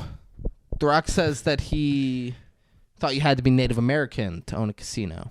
And they go, turns out Hamilton's 1/16th Cherokee or something. Yeah. And Johnny Knoxville goes, well, or that envelope he slipped under the table to the people in power convince them that he was 1/16th. Oh, for sure. I mean, he's got blue eyes, blonde hair. Who doesn't have 1/16 Cherokee? Yeah. So they're saying he bribed his way into there. Rock hates the casino immediately. Starts talking shit about how bright it is and flashy and blah, blah, blah. And I wish things were back the way they used to be. Not like this. Well, and I wish the blacks didn't come to my nice, quiet Tennessee town. And Johnny Knoxville has a funny statement about it. He's like, yeah, look how subtle it is. It blends so nicely in with the background of the mountains. And it's like, you don't even notice the mountains until he says that because it's so much brighter than the mountains. Yes. One other funny fucking line that they said when they got out the car. I don't know which dude it was. He was like, all right, let's pop some cherries. Right? Yeah. I was like, oh, I can't forget that one. Oh, it's so great. Someone was laughing there right now. What pop a some cherries. great joke. I love it. So there's chicks in bikinis everywhere. Yeah, why is that? Which I don't know. I've been to a few casinos, not a ton, but I've been to a few, and it's not just chicks in bikinis from my experience. Yeah. Well, But they're everywhere here. they're fucking everywhere. They have a thing called the shower tower, Yes. where you play whack-a-mole against another guy. You each got like a tower, Seems super fun. and as you're hitting it, a girl and like a little thing goes up, up, up, up, up, and then once she gets to the top, the water sprays all over It's her a white shower tower. her white shirt and exposes her titties. Here's one thing I thought about this movie the whole time, and not just because I thought about it now because the shower tower. Because the tits It's PG-13. This movie would have been better if it was rated R. would have been better. Because there's just a lot of shit that you're like, they could have Shown some titties. Yeah, they could have shown some titties. That scene could have had like some more blood in it. Oh, for sure. Like shit like that where Yeah. things just could have been darker. Yep. And a little more. And they could have expanded, like, yes, it was a good runtime for an hour and 20 minutes, but they could have made it like an hour and 40 minutes and expanded 10, 15, 20 minutes on some shit. For sure. And it could have made it even that much more dark to go with the rated R. But one thing that I was thinking about with the shower towers, dude, there's no way of containing the shower tower. Like, everyone's getting wet. You got the other fucking machines nearby getting wet. The people underneath are getting drenched. Like, everyone's dressed nice. Like, It's poor planning. It's not practical. It's poor planning, the shower tower. Yeah. It's great. I love it. Don't get me wrong, I love a good shower tower. But Will you Google, does that exist? a shower tower? Say, is the shower tower a real thing? Just say that. Or just Google shower tower. Google shower tower. See if something comes up. Maybe something way crazier. Oh, They're showing like things for in your house. Yeah, like a really nice shower panel is what's coming up. Google a shower tower and walking tall real. Shower tower walking tall real? Question mark. I mean, I'm sure it is somewhere in the world. But I want to see it. Understand? No, they're just showing. They're just showing like cool showers. No, nothing's coming up. Shower caddies. Yeah, Man. nothing's coming up. That's too bad. I'm sure it is, though. I've never seen it. I've only ever seen it in this movie. Yeah. So there's that. Shower tower. Shit. Mr. Hamilton sends like his guy to go. He sees them come in, and the guy goes, he's like, "Gentlemen, Mr. Hamilton would like to invite you up to the VIP lounge." Johnny Knoxville goes, "Ooh." Oh, shit. Johnny Knoxville goes, "Mr. Hamilton." Ooh. Because they grew up with him. Yeah. Be like if I was gone for years and then I went to Braden's Casino and they're like, "Mr. Bullard would like you come up in the VIP lounge." Oh, Mr. Bullard, huh? Yeah. Who is this guy? Hamilton, he welcomes Rock, Johnny Knoxville, and the boys, and he offers them free drinks, a line of credit, and pussy. He offers Female them that. companionship. And then he goes back in his office because he's not going to hang out with them. Yeah, they're like, where the fuck Rock. are you He's going? going back in. Rock's like, "Hey, where you going? Thought we were going to hang out." It's like, "As you can see, I'm busy in here, but have fun." Yeah. And it's just a And bunch it of goes in girls there. like playing pool in the background. And that was a good, like, setting it up, like, hey, we're not really friends. Like, Yeah, I exactly. invited you here. I'm like, being nice. being friendly, but, like, I'm better than you. And just know, like, I run everything. Yeah. If you want a line of credit, I'll loan you money to gamble in here, and I'll Yeah. get you pussy and free drinks. It's like I'm better than you. I'm gonna hang out. I'm gonna hang out in my office. You go there with the other people. Goodbye. Yeah. I'm not a person. I don't go with the people. I am a god. You can leave now. So they go to the VIP lounge, and Johnny Knoxville says that it's nothing but fake tits and real assholes.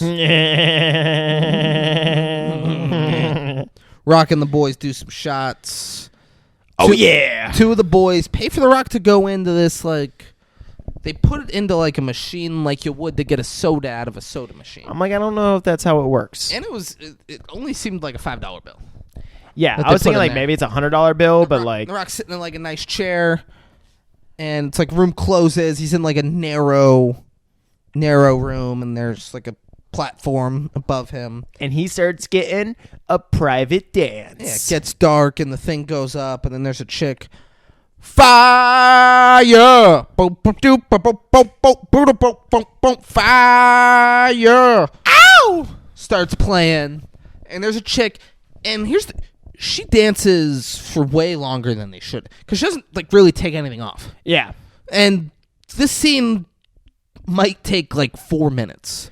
It's way longer than it should take. Anything more than $5, I'd be disappointed. Oh, you mean for the dance? Yeah. Oh, yeah, for sure. No tits? For sure. Yeah. It's a strip club. I'm fucking here paying. What are you doing? Yeah. She asks where he's from. She's like, you from here? Or are you just visiting? He's like, a little bit of both. I grew up here. I would love if he was like, no small talk. Shut up. He's like, shut the fuck up, all right? Shut the fuck up and take your top off, all right? Yeah. All right? You think I'm paying you to tell you about where I'm from? Whoa, what the Shut fuck is up. this? You're not interested in me, and I'm sure as shit not interested in you. You can't even see me. Yeah. That's John Cena's line, not The Rock's. No, yeah, but He goes, you smell when I'm cooking. you know, I know, but like she. I get what you were Oh, doing. okay, Come on. Come All on. right, okay. Yeah. I guess I didn't get what you were doing.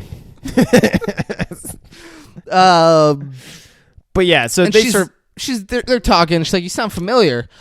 And then hits like a panic button. yeah, Like, I must know. I thought something awful was going on. I was like, oh shit. Yeah, Like quickly she hits it, and then the lights come on, ends it. and she goes, oh shit, it's Chris. Chris. And then she runs out, and he goes, Denny. Yeah, and what's kind of weird is the way he acted, because at the end he was like, "Oh, Denny or Danny? I don't even remember." Denny. Denny. Deni.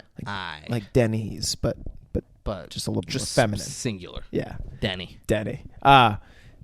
It was kind of weird because he was acting as if he didn't know who she was until she said Chris, and like you could see like he kind of tell a little bit, but like He noticed almost immediately. but he wasn't. Which is like a weird play on it. He's like, that's why he like hesitated to answer when she asked him, because he's like, yeah, he made it weird. Yeah. For sure. He's like, Oh, do I want her to know? Rock's a piece of shit. Rock's like, man, should I respond? Because she's probably ashamed of herself for being a fucking slut up here, taking her clothes off on a stage for strangers. And if she finds out it's me, she's going to be so ashamed, she'll probably kill herself. Yeah. That's what The Rock is thinking. So he hesitates, and then he's like, you know what? Who gives a shit if she kills herself? Yeah. That slut deserves to die. She can't sleep at night. Did she know? We were talking at work. I'm not going to say anybody's name, but we were talking at work about this one guy. We were telling him, like, you should get an OnlyFans. Getting OnlyFans and like jack off for gay dudes online. Like we were getting into it with him, like telling him he needs to do all that. He's a good looking dude. Yeah. And then another guy who works there is like, nah, dude, come on. Like, you think you'd be happy making money that way? And he's like, I mean, if it was enough money, I'd be fine with it. Yeah. He's like, no, dude, you think any of those girls that do that, like, do you think when they lay down and go to sleep at night, they're like not ashamed of themselves for what they're doing? He was dead serious. I was like, I mean, some of them I'm sure are, but it's a living, man. Yeah. Like, I think like, good for them making money. He's like, no, there's no way that they're not completely ashamed of themselves for doing that. I'm like, you're fucking crazy for saying this. Well, for him, he must have pondered himself doing it, and he would be ashamed. Yeah, exactly. And don't do it. Yeah. Absolutely don't do it if you feel that way. So then he feels that everyone, therefore, must feel ashamed if they did it. Here's the thing. If I had a body and a cock that people wanted to throw money at to see online, I'd be doing it in a second. Are you But kidding you don't me? even need to do the body and the cock. Instead, I gotta fucking review Walking Tall and try to make that shit funny. Oh my god, dude! I heard from some chick the other day she made like $60K off of just selling pictures of her feet. Yeah, good for her. Yeah. Oh my god. Any girl who's not selling pictures of her feet, What are you doing? you're leaving money on the table. Yeah. There's money on the table to be had. I'm sure your future kids are going to be like, what? They You won't made even how know. much off your feet? Or they won't even know. Or they won't even know. If you're like, oh, what if my kids find... How would they find out? They're buying them? And your kids are like, it was my mom's feet. picture of your feet on the internet. I paid $30 to see your feet today. I don't know how I came across it, but... But I paid, and those were your feet. Like, that doesn't happen. Doesn't fucking happen. Oh Every my girl should be God. doing that. That's There's great. That's how you walk tall, ladies. dude, WWE, they just fired, her name is Mandy Rose. They just fired her because they found out what her fan time account, they knew she had one, and then found out how explicit it was. So she was one of their champions. They got the belt off of her, and then we're like, hey, you need to take that down or you're fired. And she said, I made $1 million last month on this thing. How much you guys pay me? I ain't taking shit down. Oh You guys don't pay me $12 million a year. Last month I made $1 million doing this. I'm gonna keep my fan time.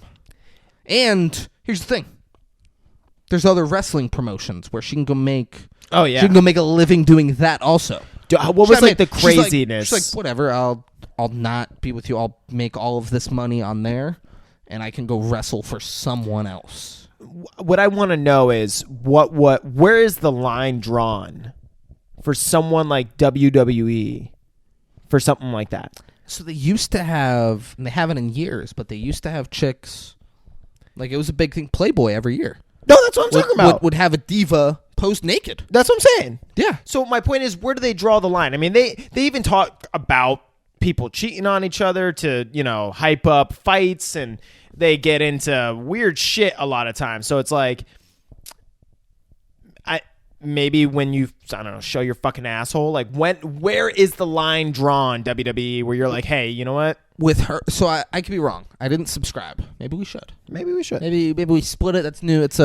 We create a 5-6 Kings account where we subscribe to some fan times. Maybe she can give us like a first month free, and then we can give like feedback on it. I don't think she needs that. Yeah, probably not. It'd be cool if she did. I would be willing to bet she did not get fully nude. Okay. Oh, dude. That's way Definitely less, too. not. So maybe. Well, because they used to really, I mean, dude, the girls wrestle in fucking thongs, basically.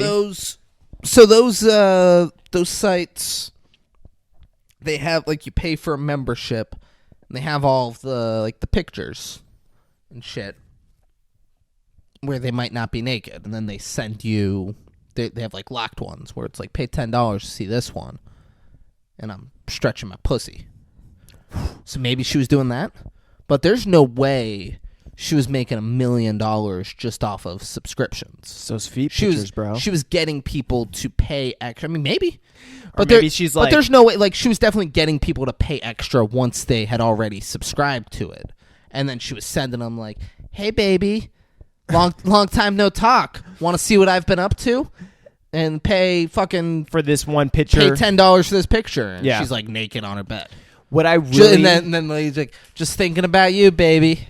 What I really I love the internet. I love the internet Because too. there's, and like, I feel bad because there's someone who would get those messages and think like, yeah, I know she sends this to everybody, but like, she's talking about me.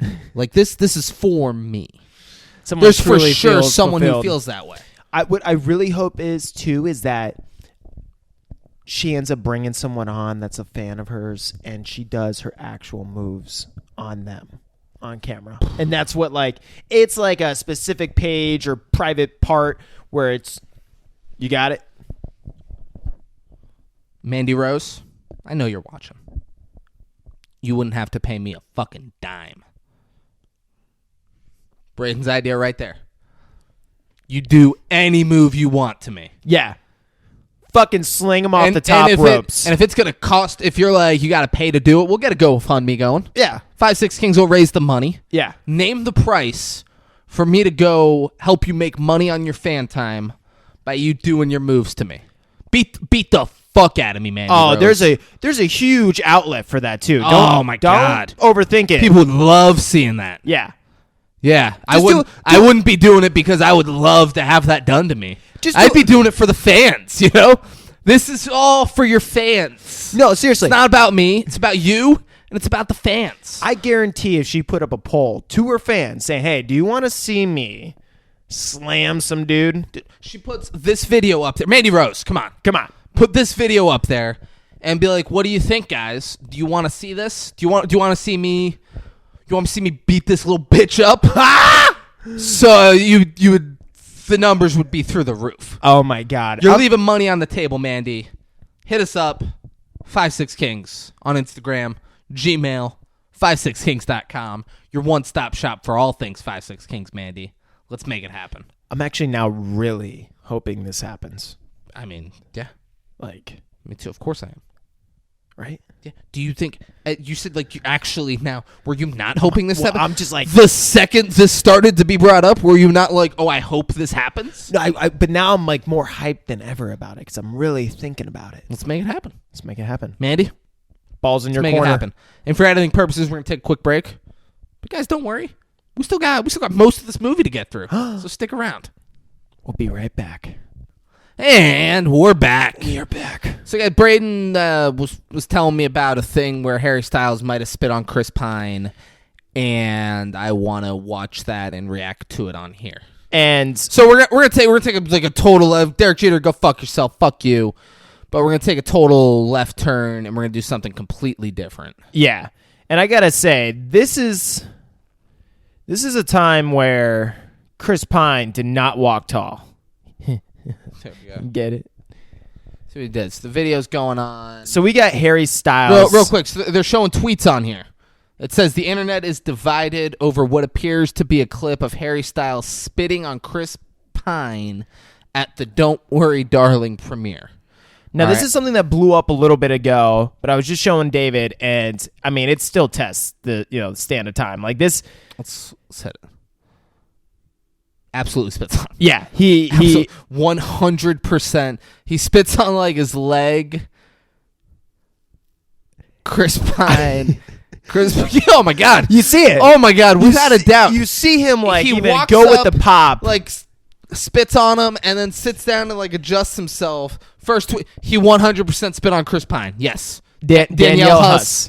Danielle Huss. He absolutely 100% spit on Chris Pine. And Chris Pine, I mean... Chris Pine just wondered where his sunglasses... Pause this. This is a long tweet that this person said. Yeah, she is crazy. So who is this? Who's Priscilla? Priscilla tweeted, Chris Pine just wondered where his sunglasses were after the applause, and he zoned out, then in parentheses, like he's been doing all day, close parentheses, and realized it's in his lap. So I'm sorry to say Harry Styles did not spit him. Who the fuck is Priscilla? Man. No, stop. Who the fuck is Priscilla? What does Priscilla gain from this long way? Who is she to Harry Styles? Who is she to Chris Pratt? Let's play devil's advocate. Let's say fuck you at devil's advocate. Well, let's say she's the assistant to Chris Pine. Fuck her. How would she still know that the sunglasses are in the lab? We can't see it. That's semantics. We could see it in the next. They don't show it here. Yeah, for sure could. First thing, let's say she's the assistant to Chris Pine, and she just in a tweet just says he's been zoning out all day. He doesn't know where his fucking sunglasses are. This guy's a mess. When first off, fuck you, Priscilla. He looks immaculate. No, he looks fine. His pants are too short. He looks fine. Harry Styles looks way better. No. Harry Styles should be spitting on him. He looks like a fucking scenario. clown. Harry Styles looks great. No. Here's the thing. Fuck you, Priscilla. Yeah. I'm sorry to say he did not spit. He absolutely spit on him. This is the most ridiculous thing I've ever seen in my life. He came up, spits on, his leg. Spits on his leg. Chris Pine, as soon as, you think it happens, he stops clapping, looks down, and then, kind of laughs and looks at Harry Styles. And he takes it like a champ. I mean, because think about it. You're put on a pedestal right now. You're in front of like probably a large crowd, at this, wherever the fuck it's they the call it. premiere for the movie that they did. So there's a large big crowd of deal people. movie. Yeah. And there's all this press there. So either Harry Styles is doing this as a joke, like you were saying, or he's trying to entice him to do something crazy in front of the press. Brayden showed me this because I asked him how he would react if, while we were recording, I just like kind of casually spit on him and then kept going. Like, I don't address it. I'm not like, yeah, bitch. I'm not like, oh, I'm sorry about that. I just spit on him and then keep going with whatever scene we're breaking down. Yeah, it's like the drive-by sneeze. And then he's like, we got a whole Harry Styles, Chris Pine thing going on here that I got to show you. And I guess they could be friends. He's doing it to fuck with him. Fuck all these people who are like, he didn't spit. What the fuck do you gain? Come on, guys, stop it. You're trying to create drama. He didn't spit on me. He did. Yeah, we're watching the fucking video. One of the reps of Chris Pine. Who the fuck is that piece of shit? Who reps Chris Pine? Yeah. Who thinks we can watch a video of where him getting... Quit talking over me. Okay. This piece of shit thinks we can watch a fucking video where one man spits on another man. We can see it with our fucking eyes, and then he can go, that didn't happen. You're just trying to create drama by saying that's what happened. It fucking happened! By trying to say something... Fuck you! He's fucking gaslighting us like, who the fuck are you to try and bring that drama That's something onto my that does guy? not exist! Fuck you people! Clearly it does. We got it in slow-mo. Now, this clip is by People's fucking magazine, but they got it on fucking YouTube, a fucking clip of this. They go into slow-mo. They replay this shit 30 times over. You could clearly see that this man got spit on by Harry Styles. Fucking insane. Now, but here's the thing. They're wrong by doing, you're trying to create drama, do all this stuff. The way you need to phrase this, yeah, Harry and Chris are friends. They were fucking doing pranks and shit on each other on the set all the time. They got along great. Yeah. That's the narrative you spin here. Because we can see with our fucking eyes that the man spits on him. Yeah. Chris Pine laughs about it. He like stops and looks down like, did you really just fucking spit on me? And then starts laughing. And I heard a lot of bad reviews about Don't Worry, Darling. So maybe this was like a fucking tactic that they used to try and get people into it. Yeah, because I didn't know anything about the fucking film. All I knew was, Harry Styles spit on Chris Pine. I saw this must be for Star Trek. Nope, it's about Don't Worry, Darling. Don't Worry, Darling. I saw reviews and shit for it and thought that movie looks awesome. Or not reviews. I saw the trailer for it. Thought that movie looks awesome. And then every review has been, this movie sucks. Yeah, I heard Harry didn't have enough range. Heard he's just good musician. He just kept spitting on people. Yeah. He just... Who's the girl? Olivia Wilde. Yeah, just kept spitting all over. Guys, if you ever watched The O.C., she's the hot girl who got gay with Misha Barton. Oh. And it was... Someone put me on the spot a couple weeks ago. Brian Pearson was there, and they were like, what was like something in like TV or film or something like that, like sexually really like brought it out of you. And I said Jessica Alba in the movie Into the Blue. So I was put on the spot, and that's where my mind went. It was Olivia Wilde and Misha Barton getting gay together on The O.C. Oof. That's hot. Yeah. Or Olivia Wilde sucking Emil Hirsch's flaccid cock in Alpha Dog. So flaccid. Let me read you a quote from the representative from Chris Pine. It says, "This is a ridiculous story, a complete fabrication, and the result of an odd online illusion that is clearly deceiving and allows for foolish speculation." I mean, this is clearly deceiving. Yeah, fuck this person. Does this person have a name, or just says representative for Chris Pine? Yeah, that's that's because this person's a piece of shit, and he's like, obviously Harry spit on Chris. I don't want my name attached to this. Okay, people. Yeah. People magazine. He's like, you will just say a representative for Chris Pine, because it is as clear to anyone that he spit on him. I am just gaslighting complete strangers right now. I feel terrible about it. I have to do it. This is nonsense. Of course he spit on him. Chris Pine is like, listen, you got to fucking do it. I don't want to look like a little bitch, okay? I want to look like I just let... If I let Harry Styles spit on me, Harry where's the line? Fucking Styles? Where's the line? Ooh, can anyone spit on me then? Yeah. If we do Horrible Bosses 3, can Charlie Day spit on me? You got to make everyone feel the way that Harry Styles just made me feel, which is a little Just fucking bitch. gaslight him and say, get a fucking life, you losers. All right? Obviously, you didn't spit on him. You're just creating drama because you got nothing going on. You're in a your life, hater. you pieces of shit. But then he proceeds to say, just to be clear, as if I wasn't clear enough, Harry Styles did not spit on Chris Pine. There is nothing but respect between these two men, and any suggestion otherwise is a blatant attempt to create drama that simply does not exist. Fuck this person. Fuck this person in the fucking face. 'Cause that's a rant. You fucking fuck. Yeah. Tell him, He David. clearly spit on him. I don't think it was done I think I really like watching it. I think they're friends. I think it would be like if I spat on Braden's leg. Braden might like hit me or something. He wouldn't like hit me in the face, but he might like hit me in the arm and be like, what the fuck was that? Like, No, yeah. But Braden would laugh about it. I'm on the other side. We would have a joke. Yeah. Like Braden would think he'd think it's crazy. He wouldn't appreciate that I did it, but he would see the humor in the if we're at this big. They're in the front row of their movie premiere. Harry Styles just got announced. He goes to sit down and just casually spits on his leg and then sits down.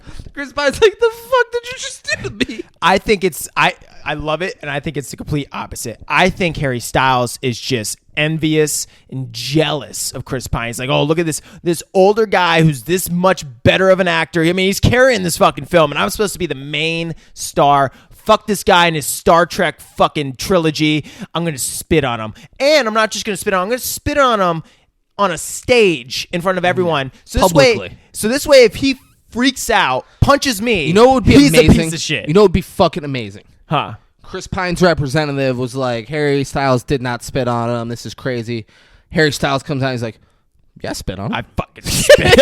Harry Styles is like, Fucking spit all over that little he's bitch. Yeah, did you watch the video? I spit on him. He didn't do a fucking thing about it. And he starts that would do it. Harry Styles would be my favorite celebrity on the planet. And he's if he acting- did that, he's like, I don't know why Chris Pine's people are lying and saying I didn't Yeah. spit on him. I fucking spat on him. Fuck Chris Pine. What's he gonna do about I'll it? beat the shit out of Chris Pine. He's not gonna do shit about it. And dude, It would be the fucking greatest thing. It'd be the fucking greatest. because Chris Pine, or because Harry Styles has been like making music, he gets photographed in dresses and he's beating the shit out of like Chris Pine or spitting on him or something like that. It would be so great. Oh, my Harry God. Styles, please release a statement where you're like, yeah, I spat on him. You saw the video. Of course I spat on him. What the fuck do you think I was doing? Of course I did. Did I you- leaned over, I spat on him, and then I fucking adjusted my suit and I sat down. He sat there and took it. You see his little bitch ass reaction? He didn't do shit. He nervously smiled because he was afraid of what I might do next. Fucking Harry Styles, motherfucker. Get with the program. I fucking love it. Oh, Let's man. take another break because we've gone over our allotment to where it makes sense to talk about the movie. Yeah. But we'll be right back, guys. Yeah. Well, I swear to God, I swear to fucking God, we will talk about the movie when we come back. But go look up this video because we're Go not look. lying. Harry Styles spits on Chris Pine. Crazy. Check it out. And we're back. Oh, it's time to rock. Ah, you tried that joke on me before we were rolling. just Now- making sure it works. he's doing it again. So The Rock walks out of the private room. He's where walking that- so tall. where that fucking slut Oh, was yeah. doing a little dance for him. Doesn't matter what slut is in his way. He keeps his chest held high. And he sees the goon from earlier. He's a bartender and he's selling drugs at the bar. Yeah. This guy does it all. This guy's the most interesting person in this movie, and it's not close. He definitely drinks Dos Equis. He gets so much better. Oh, yeah. He meets Candy. Candy It's the cane. stripper. Just Candy. Oh. Just Candy. She's doing. She's not a stripper. She's giving the guys, his boys, drinks. Yep. And he walks up, and the guy goes, "Did you meet Candy?" And he looks, goes, "Hi, Candy." She's like, "Hey, you the Rock or something?" So they go to the main floor. He's like, Johnny let's get the Knoxville's fuck out of here. Johnny Knoxville's doing the shower tower. Oh, yeah. His And other- he's winning. Absolutely, always. Of course he does. He fucking won. You think Johnny Knoxville's gonna do the shower tower and not win? No shot. Yeah. No fucking shot. No way. His other boy he's at the craps table and he's talking up two chicks, and The Rock comes. He's like, "Hey, I need you to float me $200. Yeah. Look at them. Look Come how on. fucking hot they are." And the girls are like, And The Rock's like, all right. All right, And fine. he pulls out 200, puts it on the table, and The Rock sees. So Hamilton refers to him later as a stick man. Yeah. I didn't know what he was called. I just said the guy at the table. Yeah. And Hamilton calls him the stick man. Because he's got a stick that sticks in the dice. He sees him swap out the dice. Yeah, before he's got two in his palm. And The Rock like notices it, and he's like, "Did he really just fucking do that?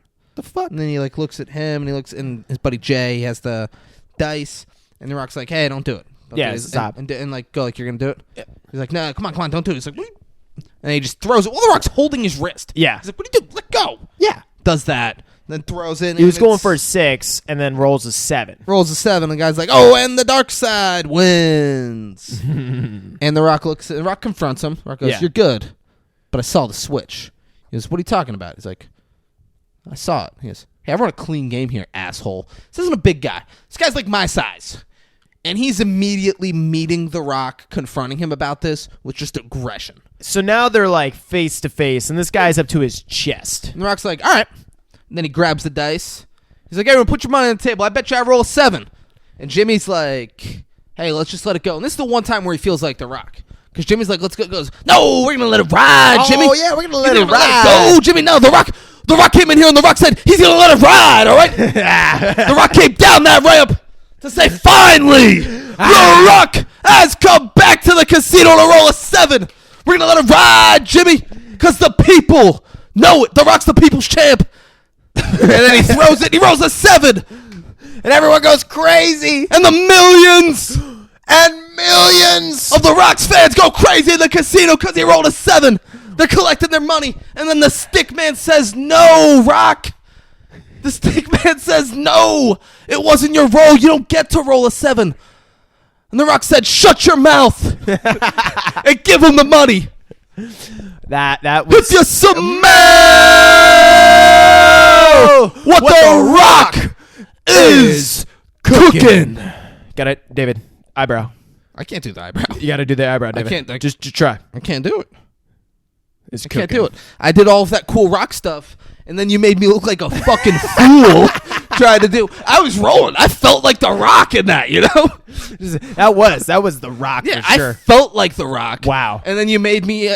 We both knew I couldn't do the I eyebrow. thought The Rock You made was me next try to do the eyebrow. I'm sorry. I couldn't do it. I thought you had it. I had no shot. I thought you were doing it. I just wanted to make sure you were doing it. I couldn't. No. I told you I can't do it. And you're like, "Well, you gotta do it. Damn. You gotta do it." So I did like a weird like. I just looked dumb. I looked dumb and confused. And all of the cool rock shit I just did went out the window. You look like the Grinch Went out the window. when he smirks like he just got all the presents. Yeah. Yeah. That's not cool. It was The Rock's very cool. yeah. Yeah, The Rock is pretty Man. cool. So So The Rock rolls a 7. He's like, "No." And he's like, "Why don't you just pay the bet? Pay the fucking bet. just give him his money back. Pay The Rock's bet." He's like, "You're gonna pay The Rock's bet." And security shows up. And I mean, And the The shit Rock- goes. The Rock kind of immediately escalates when security shows up. Yeah. The Rock gets more aggressive. Which I is would have fun. been like, "Listen, let me talk to my buddy. He runs the place. He owns He's the like, place." security gets there. He's like, "You're gonna come here. And you're gonna go 1-on-1 with the great one." He's doing all this shit. And security goes like, "I'm rolling another 7. All right, who wants to see The Rock roll another 7?" And then everyone's the security going crazy. Yeah, people are loving it. The guy grabs The Rock from behind. The Rock fucking flips him over and he starts fucking people up. The stick man is great because, like I said, he's my size. The Rock is, you know who The Rock is. Oh yeah. And he puts his hands up like he's gonna fight. And The Rock like looks at him for a minute, and you think, "Oh, Rock's gonna beat the shit out of this little guy." Yeah. And then his buddy grabs him. He's like, "Let's go." Yeah. And Rock's like, "All right." I spared you. Yeah. And then they leave. This Rock's not interested. Security starts coming in droves. The Rock's fucking them all up. Johnny Knoxville notices, and he tries to fuck one of them up, and like he hits him, and it gets behind him. He has the shower tower whack-a-mole thing, and he's like gonna choke him with it, and the guy just fucking elbows Johnny Knoxville out. Yeah, Johnny Lights Knoxville out. gets knocked out. Knocked the fuck out. But he was a trooper. He saw that shit coming from afar, and he said, "I ain't gonna let my boy go alone." No, absolutely not. He's like, I don't know what's going on, but I got The Rock's back. I just had the shower tower go off. He's like, I'm his Mick Foley. I'm the good with Rock this. and Sock connection. Ooh, yeah. I can't let The Rock just go at this alone. Yeah. What a friend. Security guards, they try knives. They try guns. Yeah. They are just like a guy comes with a knife. There's a crowd of people. Yeah. It's not damage control. It is. He comes in and he's just like swiping like a fucking madman with the knife, trying to kill him. Yeah. And The Rock avoids it and fucks him up.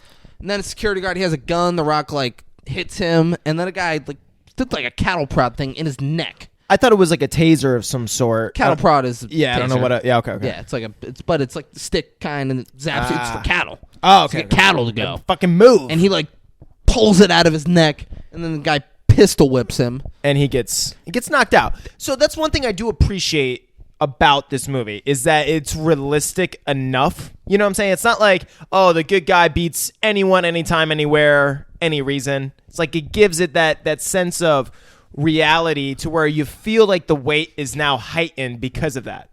And like the movie The Departed. Yeah. I love The Departed. Leonardo DiCaprio towards the end of that movie hits Matt Damon in the head with a gun like 14 times. Yeah. And Matt Damon just like his face is fucked up. He doesn't Yeah. look good. No. A gun is heavy. A gun's Yeah. a heavy metal thing. Exactly. You hit someone in the head with it as hard as you can, they're fucking out. And that's the thing. When you get knocked out too, you're not just like popping right back up. Maybe some people, they might if they're like in shock and the concussion wasn't like that bad. But dude, if you're getting pistol whipped, like you got some degree of brain damage, you know, to where you're gonna be out. So they were realistic enough with that, you know. Knock him out. They take The Rock in the back room, and they have him on a table. And this is where shit goes. You thought it went from 0 to 100. The goon was not a part of any of this. He's there now, and he's looking at The Rock's chain. You know, special forces, huh? I'll take this. And he goes, taking The Rock, like, sits up and grabs his arm. Like, they hold them, and then rips The Rock's special forces chain off. Punches him again. Punches The knocks Rock him down. out. And the guy was like, hold him down. And he pulls out a fucking, like, box cutter. Oh, it's a box cutter. I love cutting boxes. Oh, my God. Bring it on planes. It's the best. Letterbox, red box. You got to cut So the box. he then says my favorite line in this movie. He goes, special forces, special treatment. And while they're holding him down, he just starts... There doesn't seem to be a rhyme or reason to what he's doing. No. He's just cutting his torso with a fucking knife. Yeah. Just cutting him open. Yeah. Just fucking cutting him open. Because he beat up some of his security guards that, like, this is a guy, like, imagine some of your coworkers get beat up. Are you going to go start cutting a dude fucking open? I mean, Forklift Jimmy would. Yeah, We talked about this. He'll cut someone long, wide, and deep. That's If they just put their hand on his forklift, they don't have to fuck anybody up. They just touch his forklift, and I'll cut you long, wide, and deep, motherfucker. long, wide, and deep. Special forces, special treatment. And at first, it's funny because the other guys almost like can't believe it. They're like, what are you doing? Yeah, this guy's a fucking lunatic. I'm partaking on this? They're all like, this guy's friends with Hamilton, the owner. Like, what? You're gonna cut him open with a box cutter? This is crazy. Yeah. So now you're like, oh my God, they're gonna kill The Rock. Special forces, special treatment. So they cut him open, real good. Yeah, real good. And then the next scene, we see a Peterbilt pulling up. Yep. And it's raining, and The Rock's just like in the road, and he's like, stop, and the Peterbilt stopped. Yeah. We're now and The Rock is like, you see so much blood pouring from his face, and the trucker gets on the loudspeaker, and he's like, candy cane, bye black sheep. Yeah, just fucking runs him over. Yeah, crazy. it's dark. Yeah, but he lives. Yeah, somehow. We're at the hospital, and the doctor tells the family and the sheriff's there. He's like, The Rock, whoever did this to him left him for dead, and a lesser man would be dead. 'Cause The Rock is not a lesser man. The Rock is the man. The man. I mean, look at him now. The sheriff says, well, he's black, so I need to question him. I'll need his blood alcohol level, and I mean, there's no way he didn't start all of this. So you'll be really lucky if charges aren't brought on him. And the whole fam's like, "Are you fucking kidding me? He didn't start it." Here's the thing: he doesn't say, "Well, he's black."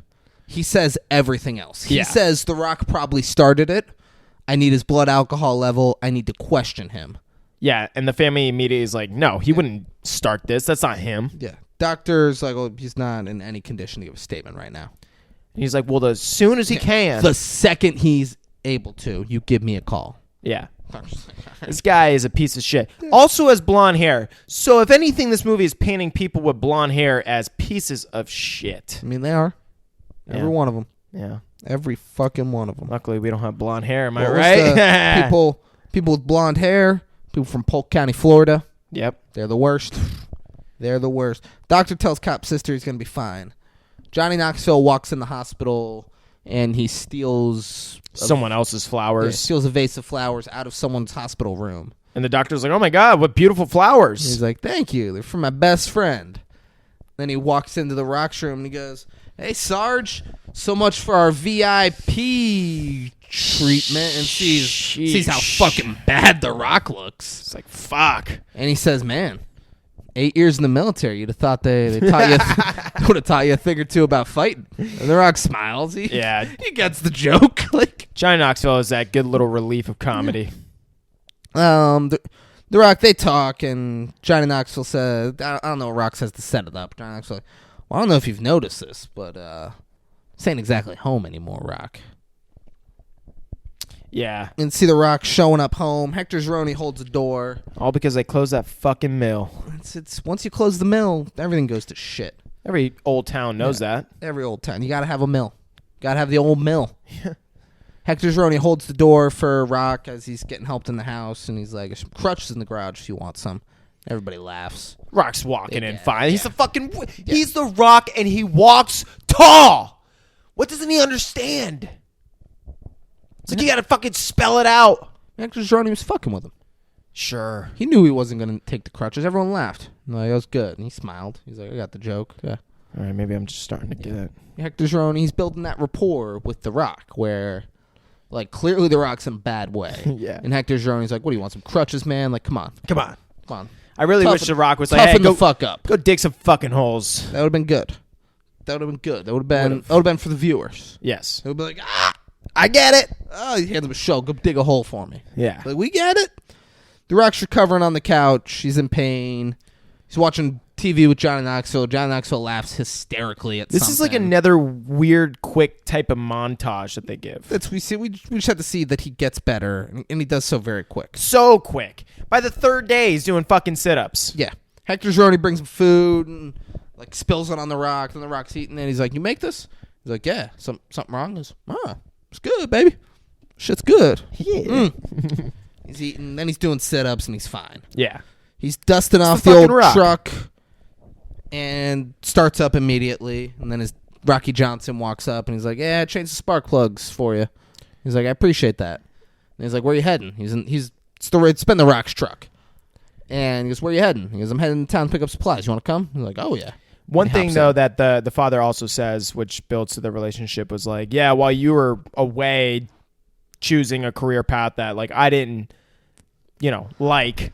He's changed spark plugs while you were away. And the Rock's like, "Appreciate that." He's like, "Yeah, I may not have agreed with your career path, but yeah, exactly. Didn't seem right to take it out on the truck." Yeah. So we don't get too much, but we get a little bit as to why. Rocky Johnson didn't want his son to go fight in the army. Yeah, which he probably did, which we also don't know for sure. But that's probably a reason why he doesn't like guns. He's probably killed some fucking people. And he's like, "Fuck, my son's gonna go kill some people didn't too." Want that for his son. Yeah. And he's like, "I did it so you didn't have to do it." Blah Yeah. blah blah. Yeah, like all that shit. Makes sense. Absolutely, it does. So they're riding into town to get some supplies, and Rocky Johnson asks The Rock why he comes back. And he says, "The mill." He's like, "I came back. I couldn't stop thinking about the mill." That fresh cut cedar. Think about saying that. I couldn't stop thinking about the mill. So after 8 years of killing people, I had to come back. Rock can't believe Northwest Lumber Supply closed down 3 months ago. Rock can't believe it. And there's a sex shop across the street. Triple X. He's like, what's that all about? And he's like, oh, don't ask. There's a Home Depot about 15 minutes away. You know what I don't get? Just You know what I don't get? Huh. Rocky Johnson knew The Rock was driving to Northwest Lumber Supply. Why wouldn't he stop him? I wouldn't be like, oh, we got to go to The place closed down. Lots changed. The Northwest Lumber isn't still here. We got to Yeah. go to Home Depot. Let me help you not waste your time. Yeah. But nope. So they are back at the house. The Rock's like cutting wood and stuff, doing whatever he's doing with those supplies. And Hamilton pulls up in his Escalade. Oh, it's so cool. Yeah. He thanks The Rock for catching that stick man, and says his license has been pulled and he's been fired. And then, Like, okay, all right, we're seeing something. like he's trying to like, hey, like I'm here to see you're okay, blah blah blah. Even tries to help grab one of the planks of wood out the bed of the truck. Yeah, and the doesn't Rock like him. just takes it out of his hands and throws it back in the bed Yeah. just to take it back out. It was great. It's awesome. Great. And he's like, man, I hate seeing you like this. Like, your boys did it, Jay. You boys fucking did it. Your boys came to The Rock. And The Rock blames his guys. Hamilton is like, hey, I'm sorry, I'm reading my notes to see what it is. Okay, it's like, he's like, hey, it's like, they're saying you went nuts in there. And The Rock's like, what? He's like, oh, I'm sorry. That's insensitive. Yeah. The term that vets use is post-traumatic stress. The fuck are you talking about, Jimmy? That Jay? even that became more disrespectful. Yeah. The moment he was like, oh, that's insensitive, I was like, oh, he's gonna kind of like, realize how he's been. And then the fact that he went into like, oh, you got PTSD. Yeah. Like that is he's like, I know mad vets use PTSD, disrespectful. blah blah blah. He's like, you don't know what kind of assholes they deal with on a daily basis. And like, look, whatever it is, you tore my place apart, and it wasn't easy for me to get my guys not to press charges. And he's like, press charges on me? Press charges on The Rock? And The Rock told me, he's like, look, if you had an issue, shouldn't you have come to me? And he's not wrong. He isn't He's wrong. not- Before The Rock Doesn't beat the mean shit doesn't out mean of his the guys are security allowed guard. to fucking special forces special treatment. Yeah. That's insane. Yeah. But let's say also like he didn't know that secret treatment, special treatment. Yeah. He might not know. Oh, you're saying Hamilton? Yeah, might not even Didn't know that he got special. That's one thing I wish The Rock would have kind of went into just a little bit more. Like, have you seen my fucking chest? I mean, The Rock should have gone up. well, I guess even from the hospital, like Hamilton didn't even check on him in the hospital, and No. But The Rock also, could have seen the the second he saw the stick man do that, should have went. he should have To gone Hamilton. to Jet, his fucking buddy that he grew up Yeah, with, you don't who get in owns the face- casino, and been like, hey, your stick man is Is- swapping out the. Should have said nothing to him. Yeah, Should have been he's swapping out the dice, and like, I just lost $200 on your table. yeah. That's Give me my fucking- money back That's fucking crazy. Go fire that dude. and give me my money. Yeah. Oh, Yeah. for sure. Yeah. For sure. Yeah. Instead he did what The Rock do. He got the millions And millions of The Rock's fans riled up in the casino. And he took off offers his The Rock. fucking He's like, elbow look. sleeve. He's like, look, Rock. I want to bring you in. I want to make you head of security. Rock's like, no. the fuck. He's like, well, you take some time to think about it. I figured you would have needed to, and here's a little something, just help you get back on your feet. Hands him an envelope. The Rock looks, there's money in it, and he like takes it and like shoves it in his chest. And he goes, "Come on, don't be like this. I came all this way just to see you get back on your feet." And The Rock goes, "I'm going to the sheriff." He says, "I'm sorry you feel that way." And then he gets in his Escalade and leaves. So, like, a part of me likes the fact that he stayed pretty discreet about it, because if you're gonna set out in a way as like a bad person, Hamilton, Okay. you don't say much. Yeah. If you're serious about taking it to a certain extent, like, you don't say anything about it, which I did like. If he was, if he was like, "Oh, you're gonna go to the sheriff? Yeah, watch what that does for you." Yeah, exactly. Go check it out. Like- You're gonna love it. Yeah, like, doesn't threaten him, which I do He says, like. "I'm sorry you feel that way." Then The Rock goes to the sheriff. The sheriff greets The Rock's like, "Excuse me." It's like a fucking cop that's just sitting there and just stares at The Rock. He's like, "What do you want, boy?" He says, "You lost, boy." Then the sheriff comes out. He's like, "Oh, I'll handle it. He's like, "What seems to be the problem, Rock?" He's like, "I'd like to press charges." He's like, "Oh, this isn't about what happened over at the casino, is it?" He's like, "Yeah, it is." He's like, "Well, I mean, as far as I'm concerned, the case is closed, and you're lucky they didn't press charges on you." Oh. Rock's like, what? And he's like, did you guys even look into it? He said, well, they did an internal investigation. He goes, an internal investigation. He's like, yeah, Yep. that's good enough for me. And Rock's like, what are you talking about? And he's like, I'm going to use this in a way. You're a military man. You're very familiar with no-fly zones. Well, that's what the casino is. It's a no-fly zone. This is the town's number one source of revenue. Ever since the old mill closed. Yes. Ever since the mill closed, this is our only real source of revenue. So it's a no-fly zone. He's like, so it's a no-fly zone, all right? You fucking get that? And The Rock says, I'm not going to let this stand. And the sheriff walks away, and he goes, are you playing The Rock or the sheriff? Because you lean forward. I'll play The Rock. Okay. The sheriff walks away and goes, then he walks back and goes, what'd you just say to me? I said, I'm not going to let this stand. Now you listen here, Rock. This is my town, all right? I'm the sheriff. I decide what does and doesn't stand, not the other way around. Now, you know what? Why don't you go ahead and get out of my sheriff's office? And The Rock does. But he gives one little turnaround with the... and then walks out. The stripper chick shows up at The Rock's house. Oh, immediately. She does. Oh, man. Immediately, and The Rock goes, why don't I walk you back to your car? Danny, I mean, she's... That's what happened. Yeah. He says, let's go for a walk. But what happens is she gets there, and he walks her right back to her car. I mean, big property. I mean, we're talking about like 2 acres. So it's a nice little walk down the dirt road to her car. Wasn't that long. No, yeah. It was... But like all around, the whole, like your the whole house, property. your house in Palm Beach Country Estates. Yeah, it's an acre and a quarter. It would be like if I got to your front door and you were like, hey, let's go for a walk, and then I was parked on the street and you walked me out there. It's That's like how that. far. It's like Yeah, as long yeah. as that driveway Yeah, was. yeah. It's crazy. Yeah. It's crazy way. She's like, oh, this is it? I'm leaving now? But The Rock is smooth. Let me tell you, he is smooth, and he gets to where he needs to go in the conversation. By the time they get to that point, I mean, he's kind of judgmental as fuck. that's what I'm talking about. They're walking. His old fling is a stripper. He can play this shit any way he wants, bro. She asks, like, about the whole fucking him getting beat up. She kind of, like, gives him shit for it. Getting beat up. And then she's like, you go to the sheriff? And he said, I went down to the office and talked to someone with a badge. Sure as hell didn't seem like a sheriff. And then she casually mentioned, well, he's up for re-election. Maybe we should go take his job. And he says, well, somebody ought to. Man. And they keep walking. A girl who believes in you. There we go. Someone's got to save her. She says she's reading self-help books. See, there you go. Yeah. And She's been at the casino for a little over a year, and The Rock goes, oh, you working for Jay Hamilton, huh? He's like, yeah, he's a man who went out and got where, like, man who made himself. He's like, he's done something. I heard he got you. Which, did we hear that? Because I don't remember hearing that.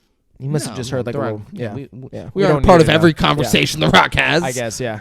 And she's like, had me for about 8 minutes. She's like, you still work for him, though, you little slut. And then she's like, I mean, guys. Now, what do you think? think? Guys got to eat. Now, how did you take that 8-minute mark? Did you take it as, oh, we only talked for 8 minutes, or he nutted in 8 minutes? Neither. I think 8 minutes was like we were barely together. That's what I'm saying. We were together like 8 Yeah, minutes. it's either that or it was fucking nothing. or like, he prematurely. we went on like one date. Yeah, Like, that's all. Yeah, That was. okay, or okay. or that. Whatever. I would hope it was that. But then she says, I hope to see you around. Sure. And then she leaves. Of course she does. Of course she wants the Rock. That rock crazy. hard Rock. We saw their entire thing. She showed up there. He doesn't live in town. He lives like looks far. Yeah. She drove there. Brought him his jacket too in the beginning. Yeah, but you got to play it cool, Brings baby. his jacket. He meets the door. He's like, hey, why don't we go for a walk? Exactly. Walks her to her car. Yeah. It's at the end of the driveway. He gets the mail and she leaves. He's so sweet. Yeah. Mom's on the phone as The Rock walks in. We don't hear anything, but the look on both their face, it's not good. Oh, no. They go to a house where Hector Zeroni is being put in an ambulance because he was smoking crystal meth. Who doesn't? His friend's a wigger, and he's like, we kind of maybe like pushed him to do it. And then The Rock goes and gets The Rock his gets face. right in his fucking face. And he's like, who do you want to play? Because we do this thing, and then you play the same role that I played. I'll play The Rock. Okay. Where'd you get the drugs? Yeah, I don't really know where. Shh, stop. Where? The security guard at the casino. Bumps him on the shoulder, walks past him because he's walking tall. Yeah, it's good because the kid goes to like, oh, we're not really sure where. He's like, stop.